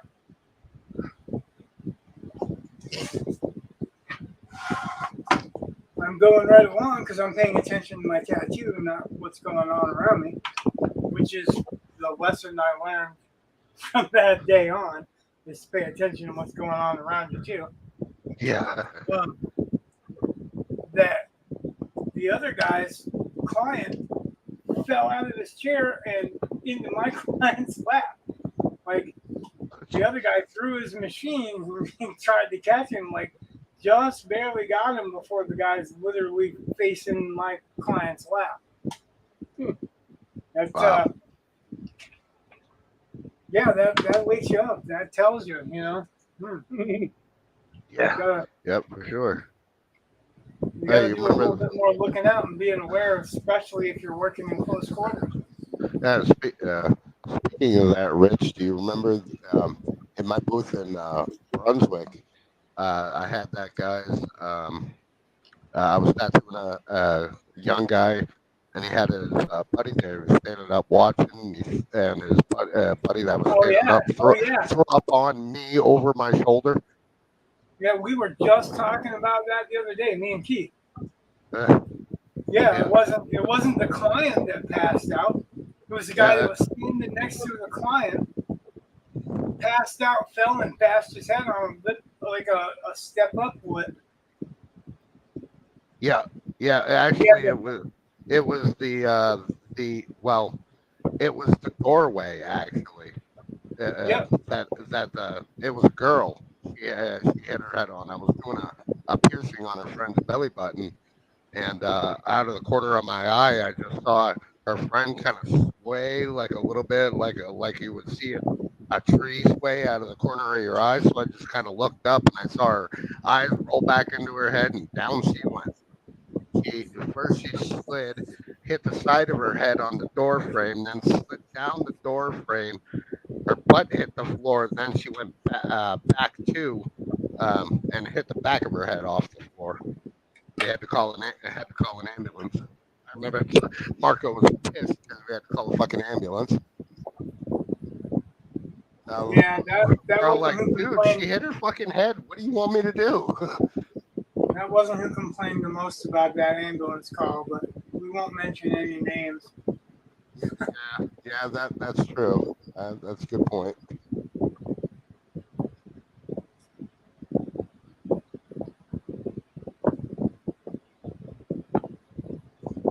that was an interesting day to say the least. I can't hear you. You're breaking up. It sounds like you're talking in the helicopter microphone. That's really weird because this microphone is like right next to my lip. Maybe I just need to talk a little louder. Like you were talking about earlier, you have to speak up a little bit more than you normally would. And I can Or maybe barely it's make my out what you're microphone. saying. Maybe it's my microphone sensitivity. Hang on. I can sort this out here. Are you still wearing that headset? Yeah. Normally it works really good. My microphone completely, it's completely It's attached. not talking to you right now. Is it working better for you, Brett, than me? Can you hear him better than I can? No, it's you can hear the breathing or whatever it is, the air over the microphone. Yeah, like a helicopter, right? Like, Yeah, How about like that? That's How about better. that? well, I can hear you a little better, but I think you're talking a little louder too. How about that? Yep, that's clearer. Okay. Yeah, it was my system and everything. The volume was way down on the microphone. I don't know how that happened, but there we are. That should work better now. Somebody else using the microphone? That could have been my wife gets online and plays Diablo 4 once in a while, so that could be.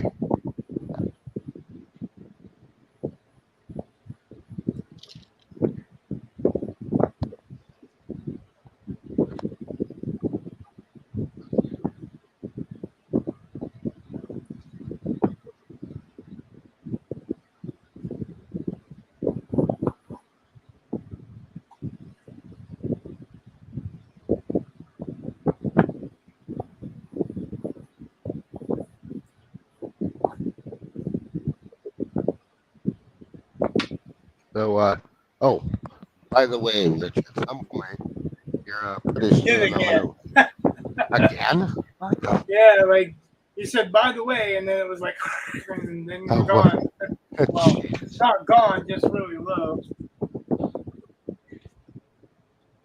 Admittedly, I've got a fan, but I can hear Brett fine. So, well, when I don't talk over him, I'm trying not to. I'm trying not to talk over anybody. I'm trying to treat it like a radio broadcast. You talk over somebody, and that's all people hear is talking over somebody. Yeah.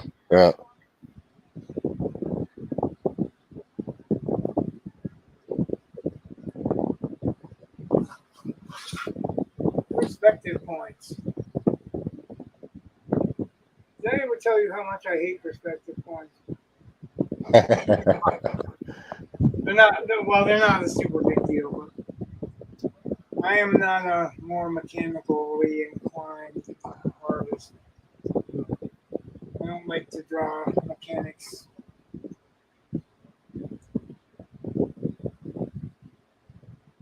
I'm not very fond Not of a it either. mechanics. Okay. Yeah, I'm not very fond of it either. I seem to have a knack for it, though. I don't know.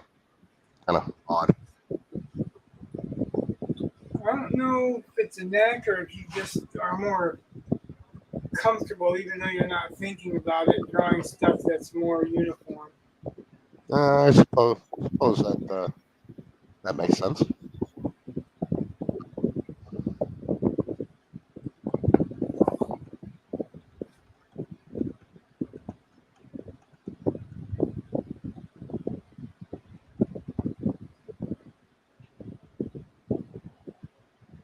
Man, it is hot over here in this corner. Geez.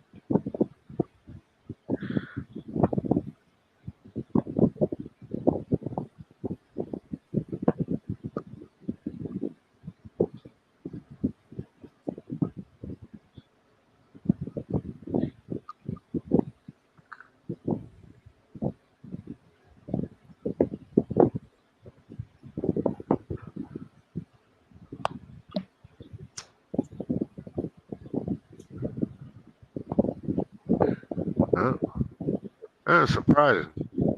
No comments yet. There was one. Oh, there was. Yep. I guess I'm just not seeing it. Oh, there we go. Oh yeah, it's from Joe. Yeah, it It says was a sorry, long couldn't time make it. ago, though. Yeah, at 8:45. Oh, my bad. I had it on the wrong setting. I had it on the private chat. Whoops. My bad. What's that? Oh, I had it on the private chat, not on the comment section. I thought it was. That's my Oh, fault. yeah. That private chat's for us so that we can say stuff that we don't want to say on the air. Yeah, yeah.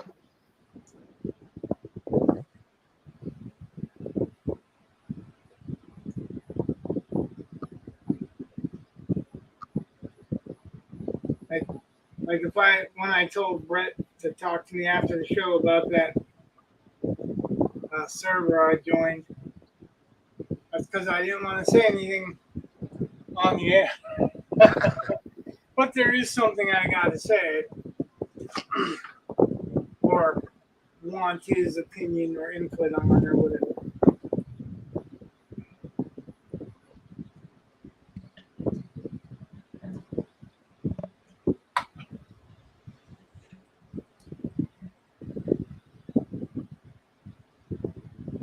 I'm taking a whole long time to line all this up, but really what I'm trying to line up is uh, to take them and walk them down towards pointing at her. Because obviously her center, like really the center of her chest, I guess, would be the horizon line. And originally, I think in the watercolor, uh, uh, wow, words not good words tonight. The All watercolor right. competition. Joe says, I wish I could be drawing along, but I've been moving stuff around for my wife. Happy wife, happy life, and all that jazz. Oh yeah,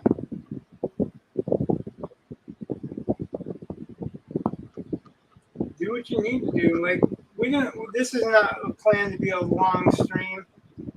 I'm just doing the last little bit of sketching that I needed to do.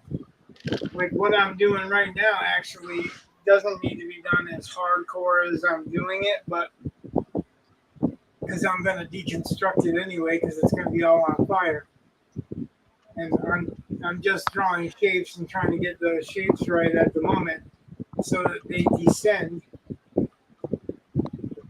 so that the line of the aesthetics is pointing down towards the main subject matter, but in all reality, I'm going to break that up. There's going to be things that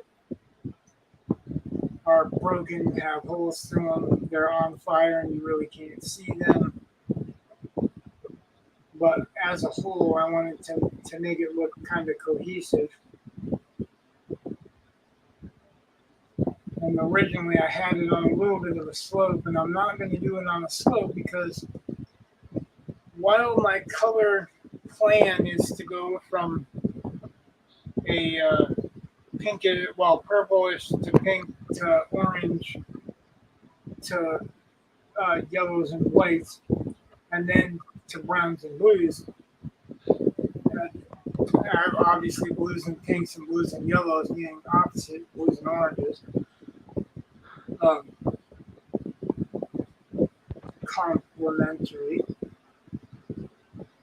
suppose, is the proper terminology.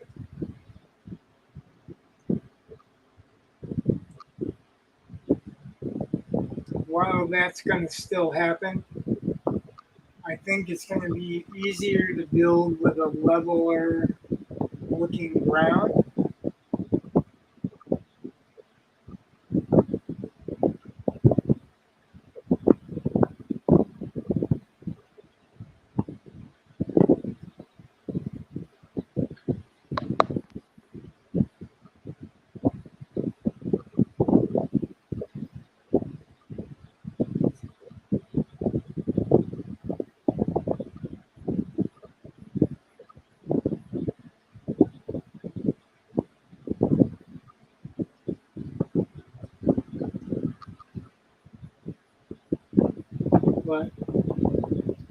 one of the things I still want to try not to do is make the whole drawing look stiff. The whole painting looks stiff.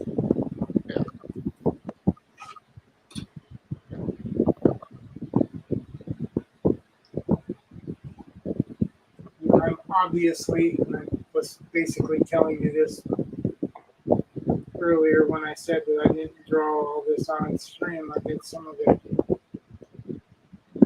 long before that. I'm basically telling you that I'm not going to draw all of this on stream either. Um,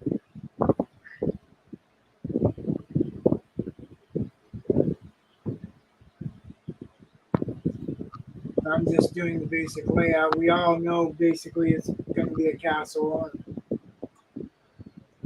or a manse, or a mansion, or an overlord's domain, dwelling, hideout. A manor. It's not going to survive. That's the whole point, really, of the picture, is that she destroyed it. So it's in the aftermath. That's the story. Is like, yeah, I've done it. Don't mess with me, or I'll do it to you too. Don't make me tell you again.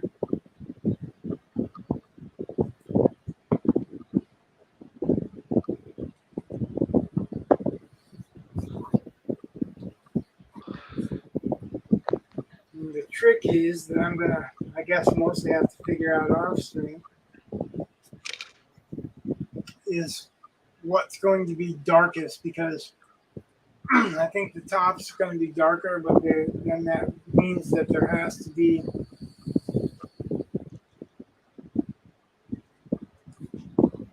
places that are going to be inherently lighter.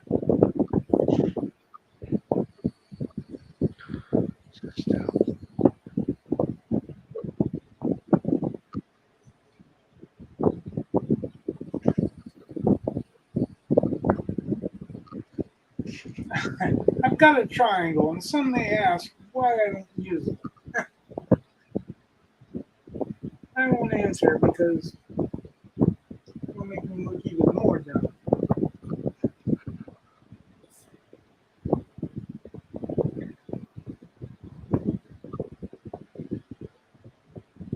Than I currently do.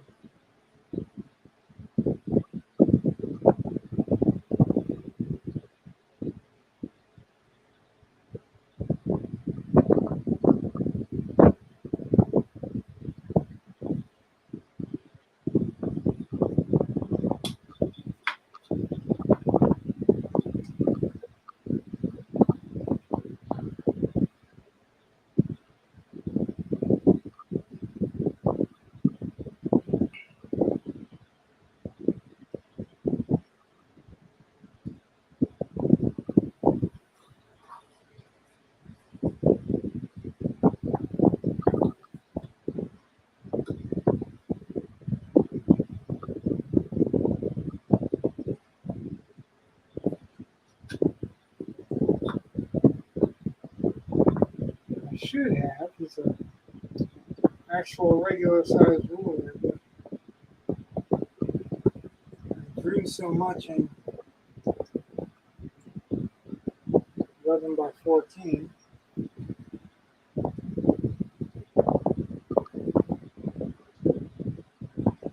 I really never bought them.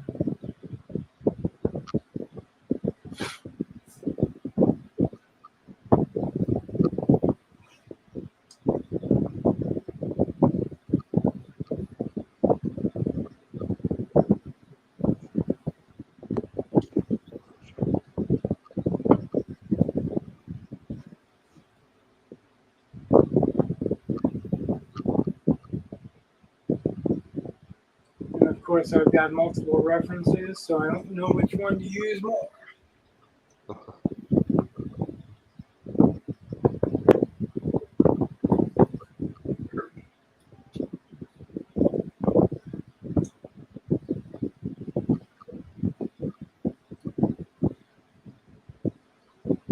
Yeah, Chad. I don't think we're gonna be on until 11. I didn't plan on being super long.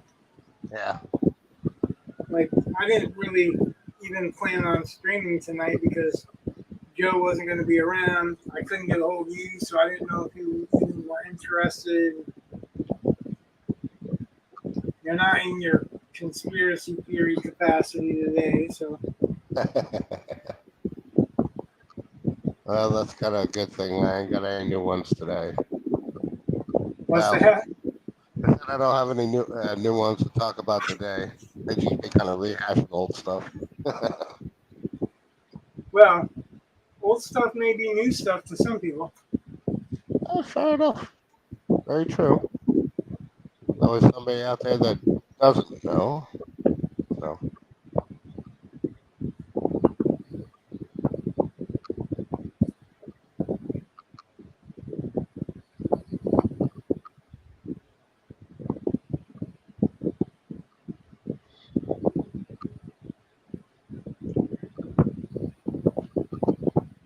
at the moment, I'm just happy to be painting again. At the moment, what? I'm just happy to be painting again. I'm just happy that I got it over my little funk, my artistic funk. I guess is not the best way to be able to put it.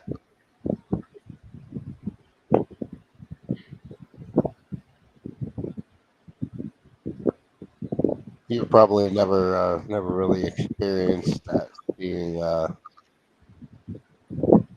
being the type of person that you are, Rich. But for a while, I just got so burnt out doing tattoos all the time that I got into this kind of funk in my head where when I left work, I don't even want to look at art. No, I get that. Um, for me, I I don't stop being creative, but that's where writing comes in for me as I escape some of the artwork, some of the necessity to create something that I don't want to create. Yeah, I kind of feel like that's what a lot of the funk was for me was just I don't know, I just got so sick of having the need to be creative for other people that I kind of lost the interest to be creative for myself, and that and I gotta really say now that I'm able to kind of look back on it with a little bit more perspective that um, I kind of lost focus of the whole idea of why I did art in the first place was I never did art to please everybody else. I did art because I wanted to do art, and Right, I kind of for a while there I lost sight of that because of the funk of kind of being burned out from doing everybody else's artwork instead of my own. right. It's damn disheartening when you see. Actually, not only that, when you're looking around and you see that pretty much everybody else is doing stuff you want to do and not as well or as dedicated as you would do it. I thought my dog said I'd come over and say hello. I,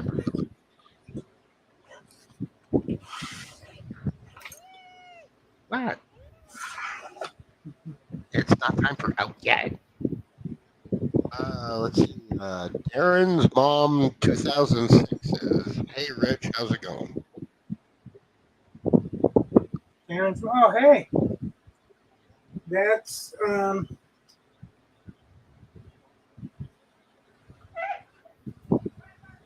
that's Andrea. You might remember her.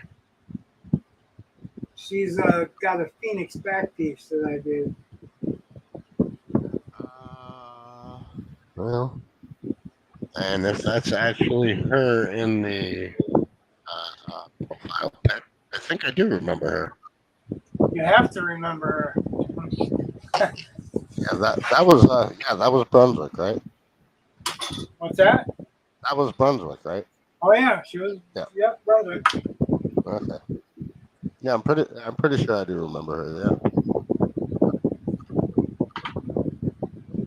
You'll feel silly when you actually realize who you're talking about. Probably.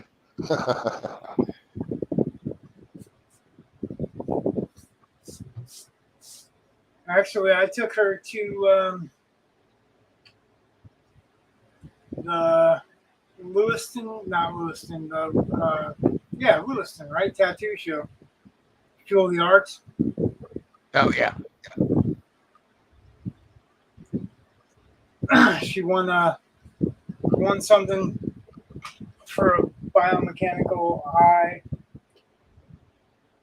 kind of, that I did. Oh yes, I do remember that. Yeah. I thought Yeah, you I might. do remember. Yeah, I do remember her.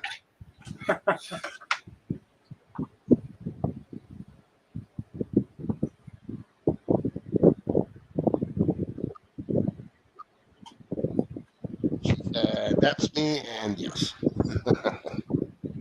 Yeah,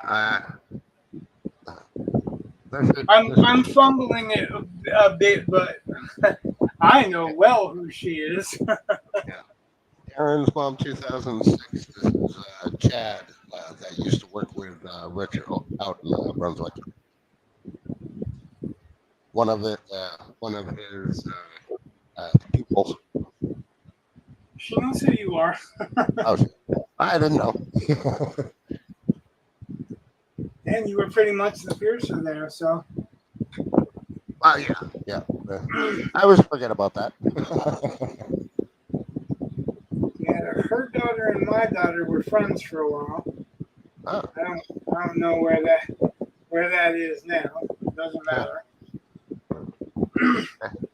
I went crazy for my daughter one time, and she's all like, "Oh, she was with me," and I'm like, "Why didn't she say she was with me?" Oh. Yeah, the answer was that my daughter didn't know I knew her. Speaking of which, how is Kate? And Logan, for that matter. What? So how is Kate and Logan? Kate, she was just at a birthday party earlier. I think she's doing all right, but I really don't want to make claims about how they're doing because they are like, she's 23 and he's 25, almost 26. Yeah. You know what I mean? So yeah, we you don't don't see have each to other explain, very bro. much. We don't see each other very much. I hear from Logan once in a while. Basically, he wants to show me something he drew and not really want my opinion on it. Yeah. I see Kate more often because she lives a few blocks away and works in the same town. But she pretty much keeps to herself too.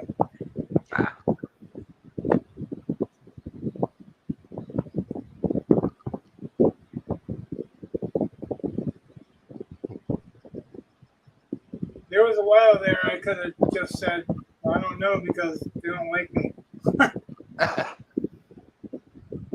Oh, I'm not that far off now. Colin's 18 and he still lives at home, but I'm sure at some point here in the near future that'll probably end up changing. So I probably won't hear a whole lot from him. His mother will probably hear from him more often than I will. Well, yeah, and to be fair, I worked a lot of my kids' lives, so I wasn't really. I was here every night and all, but I was at work more than I was anywhere else, I guess. Same here, man. Same here. Well, most of Colin's life, I've been in the tattoo shop.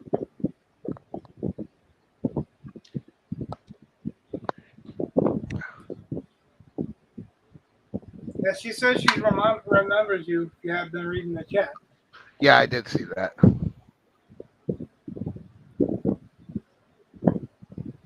I'm glad you showed up, Andrea, because nobody's showing up to talk in the chat for him pretty much. Like Joe Yeah, I shows up noticed once that. in a while to talk in the chat, but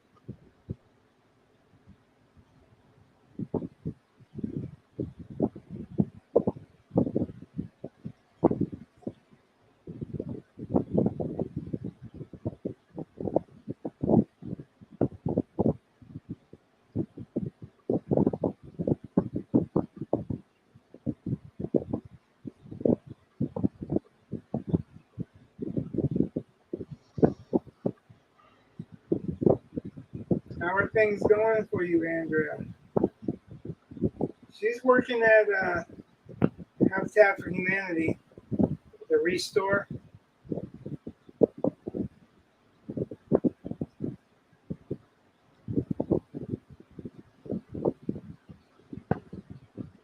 Don't even know, Chad. Do you hear me? Yeah, sorry, I was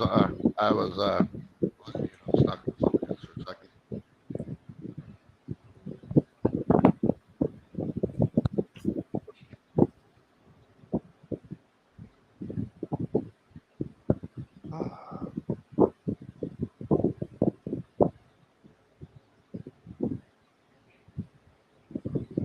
Yeah, definitely. Camera room, something. Set up to say work.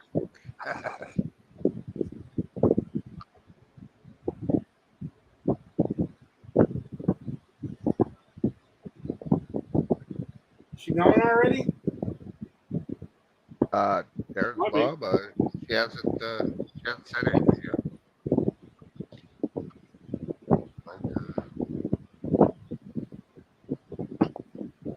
I can't tell like how many people are watching or anything. That's probably on your end. Thanks.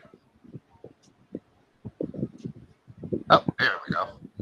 She said that sucks. Maybe next time I'll figure out how to talk to you. Things are good. Getting ready for our store to move to Bath. How are you?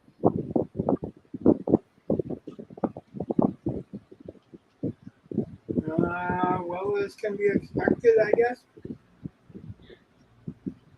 It's hot. We lost the air conditioner in our car, Oh, so it's that much more hot.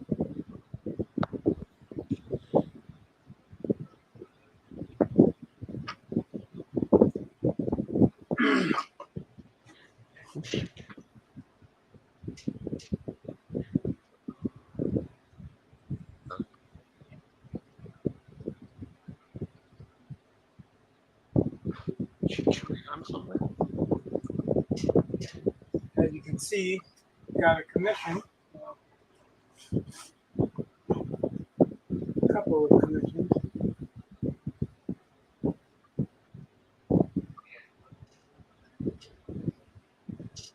I think maybe they might be watching too.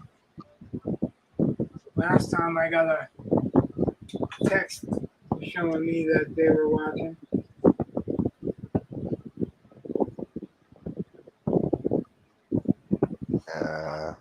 Aaron's mom says, "Damn, sorry to hear that." I'm assuming Andrea. Anyway, Yeah, that's a hell of a lot easier. yeah. Well, What was Darren's saying? mom, that's one of her kids. She's got other kids. I'm sure that's just the old account name.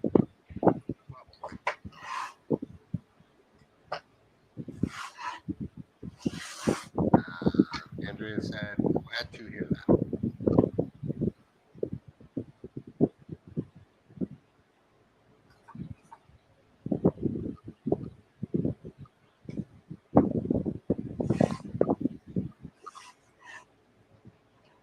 Enough to either keep my sanity or lose my sanity.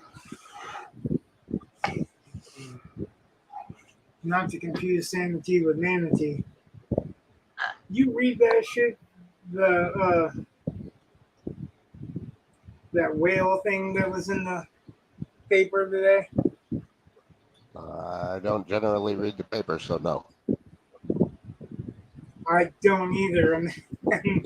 Amanda was reading. There's okay, so the Faroese Islands, Okay. which is I want to say north or around Scotland. Um, they still hunt whale. Really? Yep, Uh, they've been hunting whale since the 1500s, and there's like there's an excess of whale in the area, so they've got a lot of whale. But they it's a public thing. They hunt the whale, and everybody shares of eating the fat and the whale meat and all that. Um, but they have like 10,000 that swim around that island, those islands every year, right? Okay. Well, yeah. so a pleasure cruiser.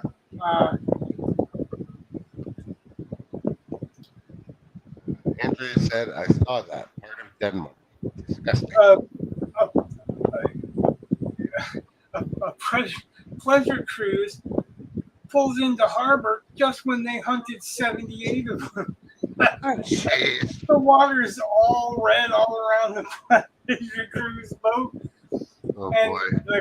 the captain's all like issuing an apology for them, and the Faroese government's like, we've been doing this forever. We've got records of it going back to the 1500s, and like they're not. He's not apologizing because that's how his community lives. Not I don't blame him, but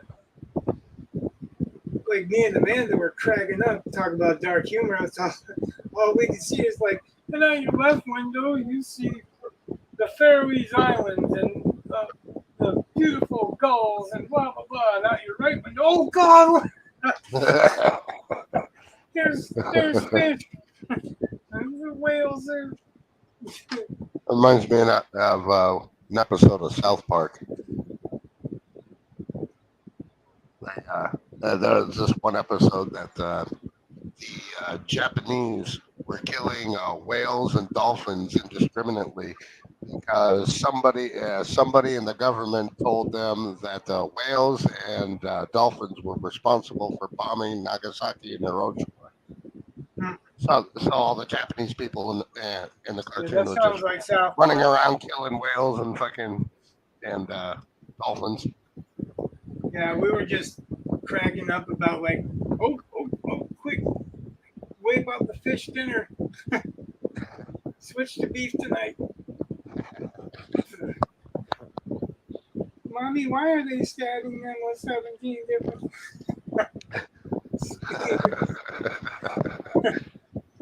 That's what we were laughing at, is like the reactions that they're gonna have to have. Yeah, for sure.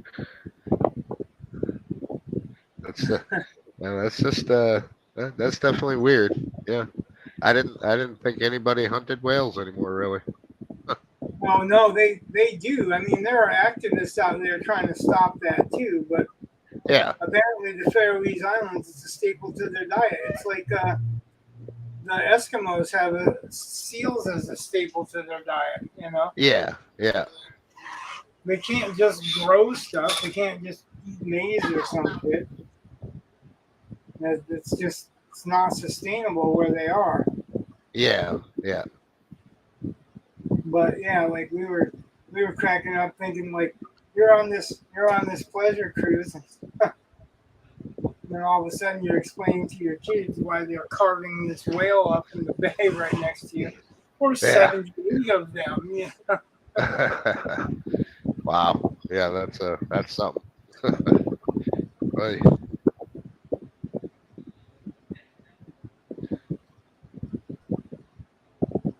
This is one of the same countries that eats fermented shark meat. It's called hardfiskir. It's Oh yeah, apparently you're talking about it's like a delicacy, I guess. yeah, it's Finnish and Swedish, and Yeah, it's the same general region of the world. this is actually I'm pretty sure it's separate from, but it's like part of Scotland or the islands around Scotland. I Yeah, have to look it up again, but yeah. yeah, I Andrea mean, Andrew said, "Hey, just popped in to say hi. Got to go for now. Have a good night, guys. Have a good well, one." you know where to find me. She can message me on Facebook like normal. She probably has to work in the morning or something. Yeah.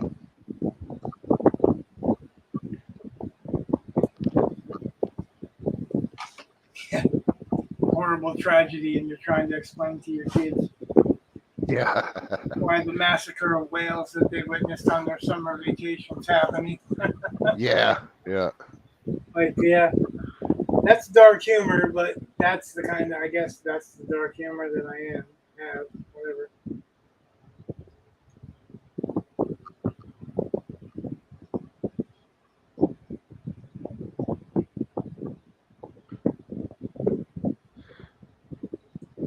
Yeah, so that's set the day off for Amanda, like she was posting on Facebook and all that. I didn't know what the hell was going on until she explained it to me, and then I'm like, yeah, okay, that's screwed up. Uh,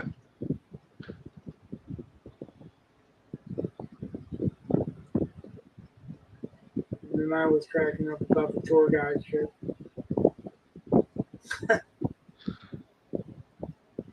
Because, you know, yeah. if the captain of the cruise line's apologizing to everybody for it, then he didn't expect it, but so he probably was telling everybody come out on deck and they can, you know, witness the beautiful seals playing or something like that. Yeah. And all of a sudden they come in the blood red water. Yeah. I'd have hated to be the captain of that ship. I wouldn't. What the captain? It's not the captain's fault. The captain didn't do it. Well, no, He should he have didn't known do that it, this was but their annual whale hunt, though. You know well, what I mean? that's kind of what I'm saying. That was kind of a dumb move. He should have probably known that that was going to happen because it's not like he wasn't aware of the schedule, but Yeah. or maybe he wasn't aware of the schedule and he was just oblivious, like he was the captain of the Titanic or something. Yeah, they pull. Yeah, pulls into port. And go. Oh, that was today. I gotta stop drinking. Yeah. One of these days, that's gonna get me. Yeah. Suppose I should have looked a little closer at the calendar.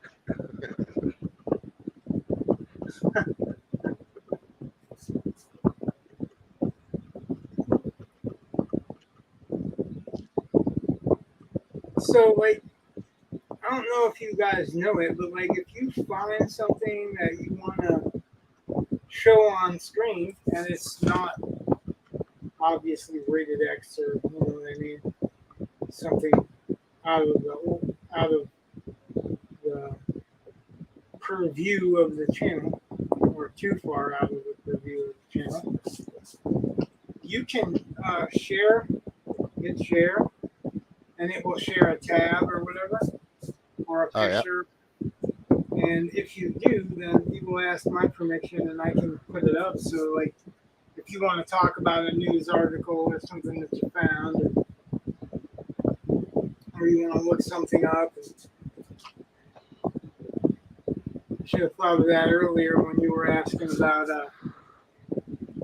rules of magic and stuff. And we wouldn't have had to try to figure out how to word it because you just pulled up an example.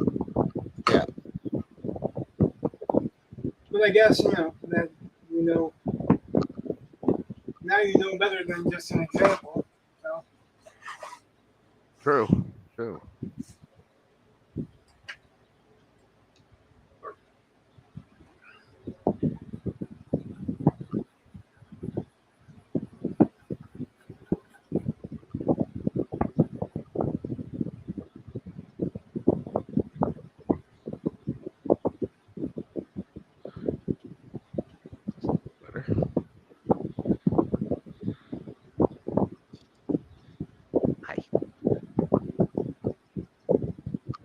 how's your painting coming along? Let's see.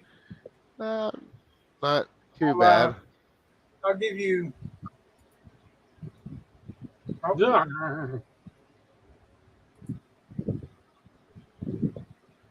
well, I would share his screen a little bit better, but Yeah, I think I got to reconsider my camera setup for next time. Brett, I'm going to remove you for a second. Oh, you're doing a burning building too. Yeah, it's kind of my take on the Colorado space. It's the Whately house or the Whately Manor.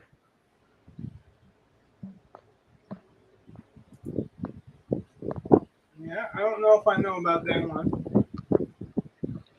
but I don't really keep up on too much UFO type stuff.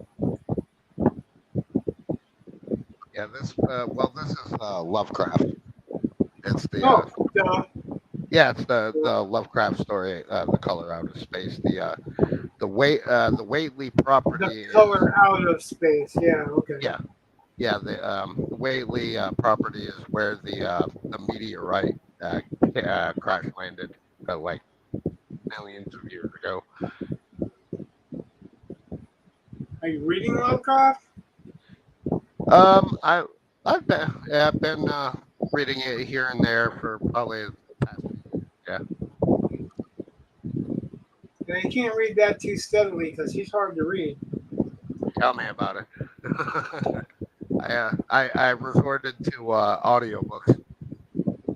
It's much easier to listen. I get that. Lovecraft was. Remember Lovecraft in Lovecraft's time. Lovecraft was a pen pal with Robert E. Howard, who created Conan and Cull and Solomon Kane and all that. Actually, Yeah. they were really writing about the same things. Lovecraft was writing about surviving the elder gods, and Robert E. Howard was writing about Conan and Cull defeating the elder gods. But it was Lovecraft's invention, but Howard kind of incorporated it because they were really good friends. They were really good friends and pen pals, and they were the only guys. Both of those guys were really recluses. Yeah. So, but yeah, what I was getting at was that they were writing in a time when the highest rate of pay that you get as a writer was 1 cent a word. Yeah. So they put in as many words as they could put in. Yeah. And you can tell sometimes they definitely put in as many words as they could fit in those stories. Oh goodness, yes.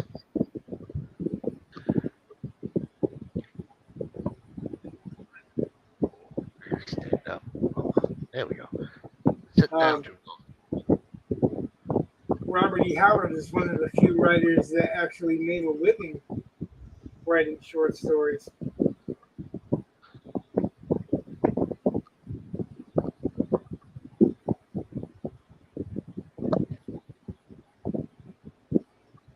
If you're talking, I can't hear you. It's so broken up. I heard a and that's it.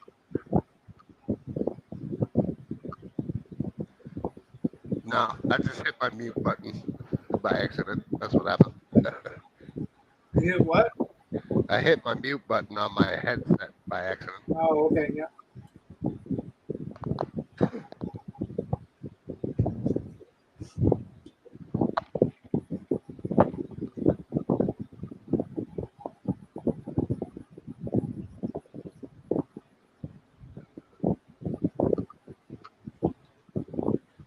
Yeah, I love Howard's work. Lovecraft, I'm so on. It just depends on what he's writing about. Yeah. Um,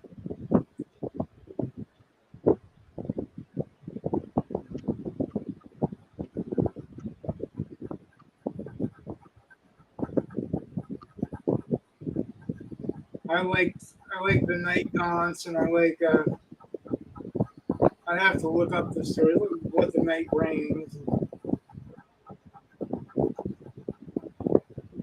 Some of the some of the short stories that are they don't answer the question of madness. Yeah, yeah. Like the Reanimator short stories. They're Oh, I very love kind the of Reanimator. I wrote a whole novel based on this on the Reanimator and Frankenstein, like combining them. I didn't realize at the time that he wrote the Reanimator in an attempt to make fun of Mary Shelley. yeah, yeah. But yeah, the whole premise of my 13th Name novel was what if the Reanimator had actually survived and the person telling the Reanimator stories wasn't Herbert West, or was Herbert West instead of his roommate, and he just took on his roommate's mantle to escape the consequences, Yeah. but yet kept on his experiments. And then I combined it with Mary Shelley's Frankenstein, and she had a source material too that was at Frankenstein's castle in the 1700s. There was a guy that was experimenting on bodies, which is uh, where she got Frankenstein's experiments, Dr. Frankenstein's experiments.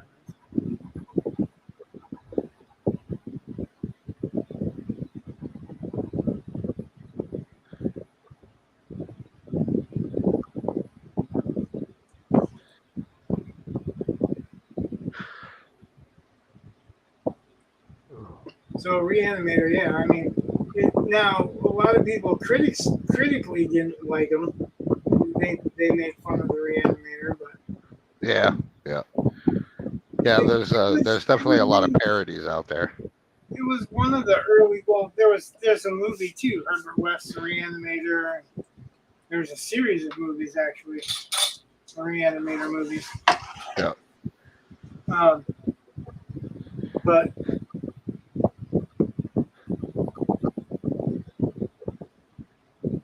people often make fun of stuff like that. It was probably the first real uh, zombie stories because that's what the realistically, yeah, Reanimator made was zombies. yeah.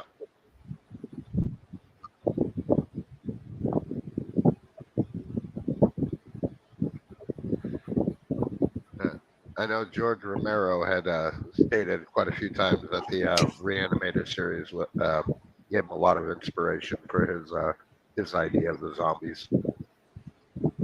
Well, I'm sure of that and Richard Matheson. Yeah, he specifically mentioned him too.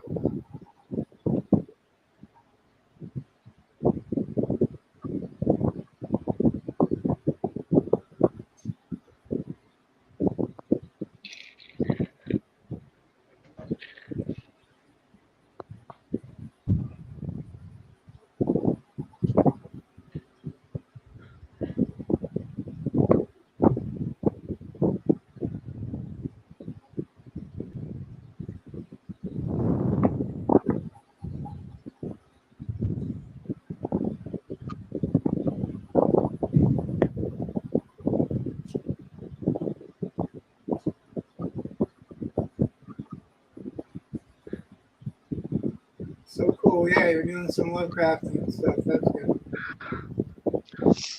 Yeah, I've been I don't know, past couple of years I've been on this kind of weird okay, I guess you could say kind of Lovecraftian kind of kick. But, I don't know, I guess stories just kind of speak to me a little bit, get my creative juices going. Well, I know Marco is a big fan of like Cthulhu Legend and Dagon and all that shit. Named this new band like I had Dagon or something. Yeah, yeah. Yeah, that's The definitely movie Dagon is kind of a cross between the story Dagon and A Shadow over Innsmouth.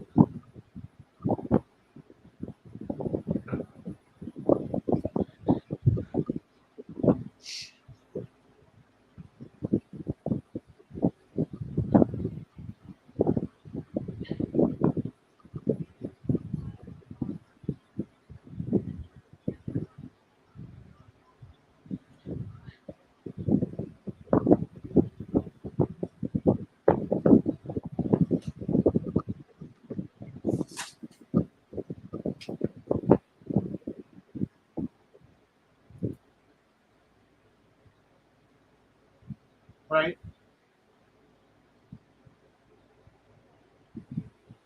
Right? Right. Dark humor. I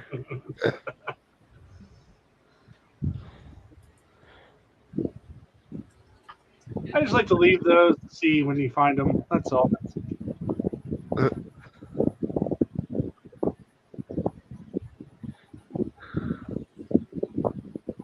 Yes, that's what I keep saying when I pull out the paints, and whether it's watercolor or whether it's the acrylics. I pull out my trusty water. yeah. It's trusty because it's not from Flint.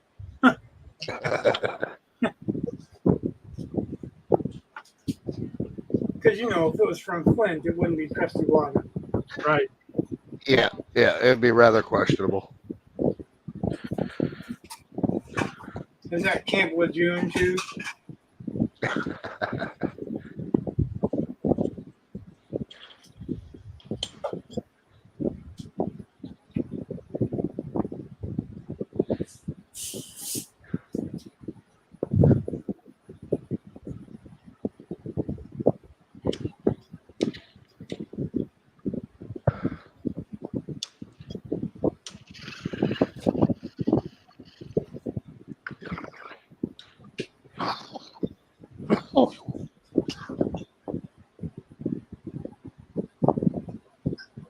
All the tasteless humor you can handle in one shot. We were just talking about your subject of the day, the whales and all that. Oh yeah. What? Wine. Well, Amanda's in the room that I was telling her.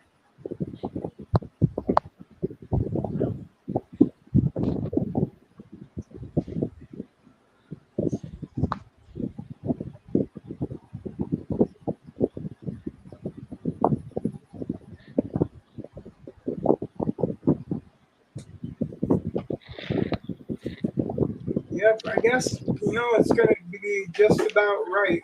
We're going to end it in probably about 10 minutes or so. I'd be in a good place to end it. So that's what you were saying, right, Chad? Yeah, yeah. I just gotta get up early in the morning. At least tomorrow I do. Obviously, that's not a every Saturday thing, but Well, we can definitely talk outside of it in the week or whatever. But I know you were saying that you wanted to be done by 11 tonight. I really wasn't even sure if I was going to stream. We've actually had more people stop in than I thought was going to. well, that's good. Yeah, I'd love to see more people stop in and actually be drawing, Yeah, or drawing or painting or writing or anything, anything that's actively artistic and inspired, That's something I learned this week, Rich, that I knew Kurt Vonnegut as a writer. That's all I really know him as. As one of the most famous authors from Indiana ever. With a nice, good sense of humor too. But he did a lot of artwork. Yeah, he signed his name by drawing his face, right? What? He signed his name. His signature was a drawing of his head, a cartoon. Sometimes, yeah. Also, sometimes it had a abstract drawing of a cat's ass in it. So, whatever.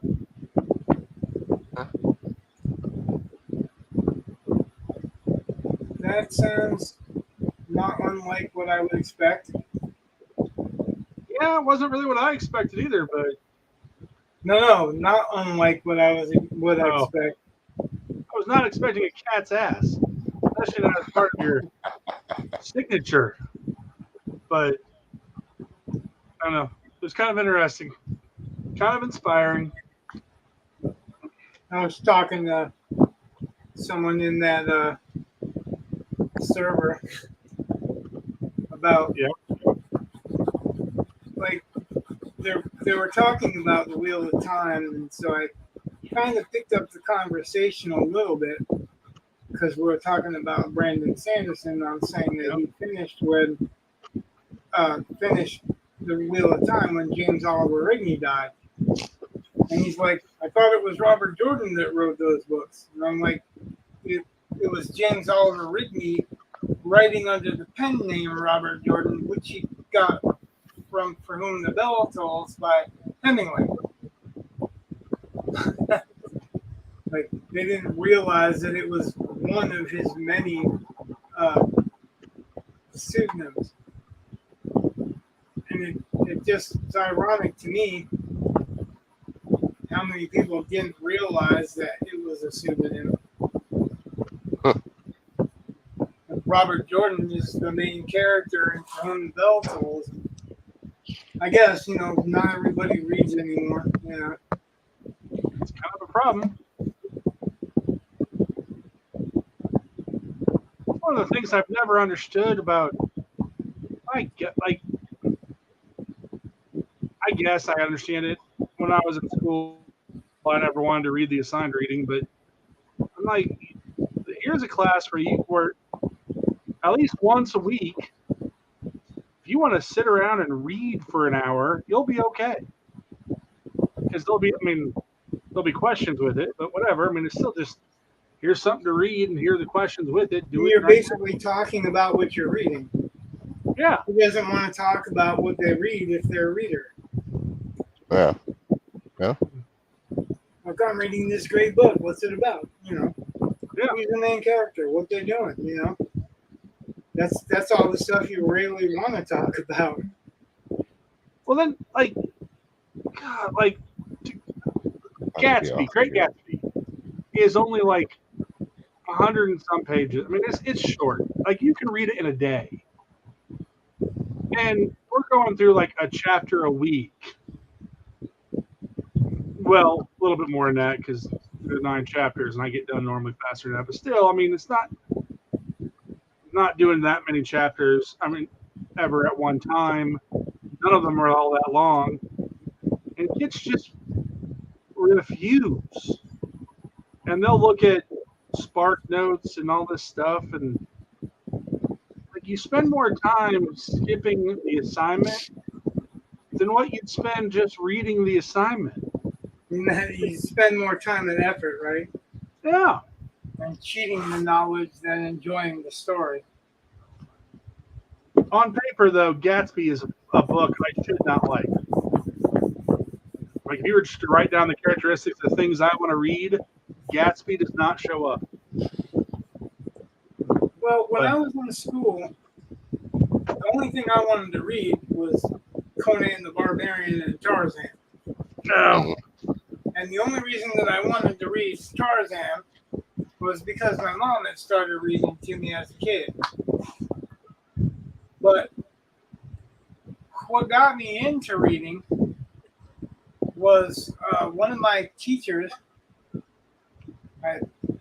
I'm not going to mention his name, but I probably should because he was an inspiration to me. But anyway, he printed these handouts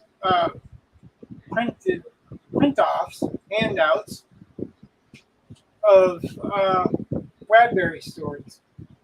Oh, yeah? And they were shorter Bradbury stories, and like the first one that I really comprehended, the first story that I read from this class that I comprehended, um, I spent years trying to remember what that story was. I could remember the story, but I couldn't remember the name of it.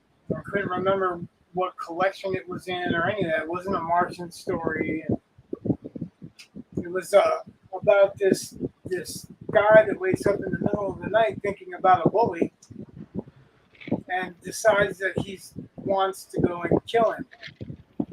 And so he takes a train all the way to his hometown and all this other stuff. And when he gets up to the bully's door, he knocks on the bully's door. The bully answers, and the bully, who used to be the preppy jock, the hot guy that all the girls wanted, and all this other stuff, was bald and fat, alone and miserable. And he pointed his finger at him and he said, "Bang!" And he did it 3 times. And every time that he said "bang," the guy got older and he turned around and left. But it left an impression on me. And I just like, wow, it's a pretty intense story. All this whole train ride, this guy's thinking about how he's going to get revenge on someone that picked on him, and like as a freshman, and the guy's haunted by all the stuff he's already done, and you only know that when you see him at the end. So, all right, well, this is really what I wanted to do, except for add the fire, but I'm going to do that mostly on paint, I'm pretty sure. So the next step is toning the canvas, which I won't be toning like I did last time. I won't be using really, really dark grays. I'll be toning it to the background colors and then building from there. We're going to hold the drawing pretty soon. I think either Tuesday or Thursday, if we can find somebody that's impartial to draw. Somebody that doesn't have any stake in the game.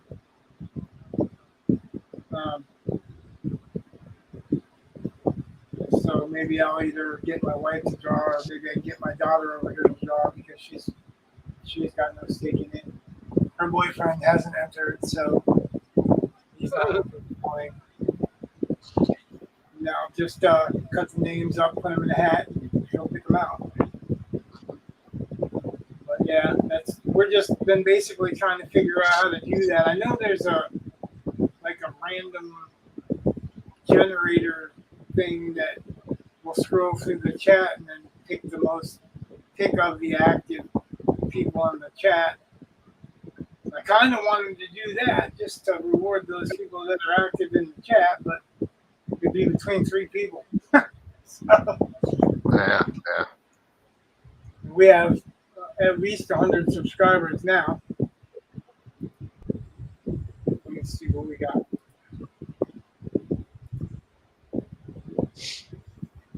Well, I'm going to end this, fellas, because I know you really want to end it anyway. It's time for you, Chad. So I'm going to tell my normal good night, God bless, and we love you all. Bye.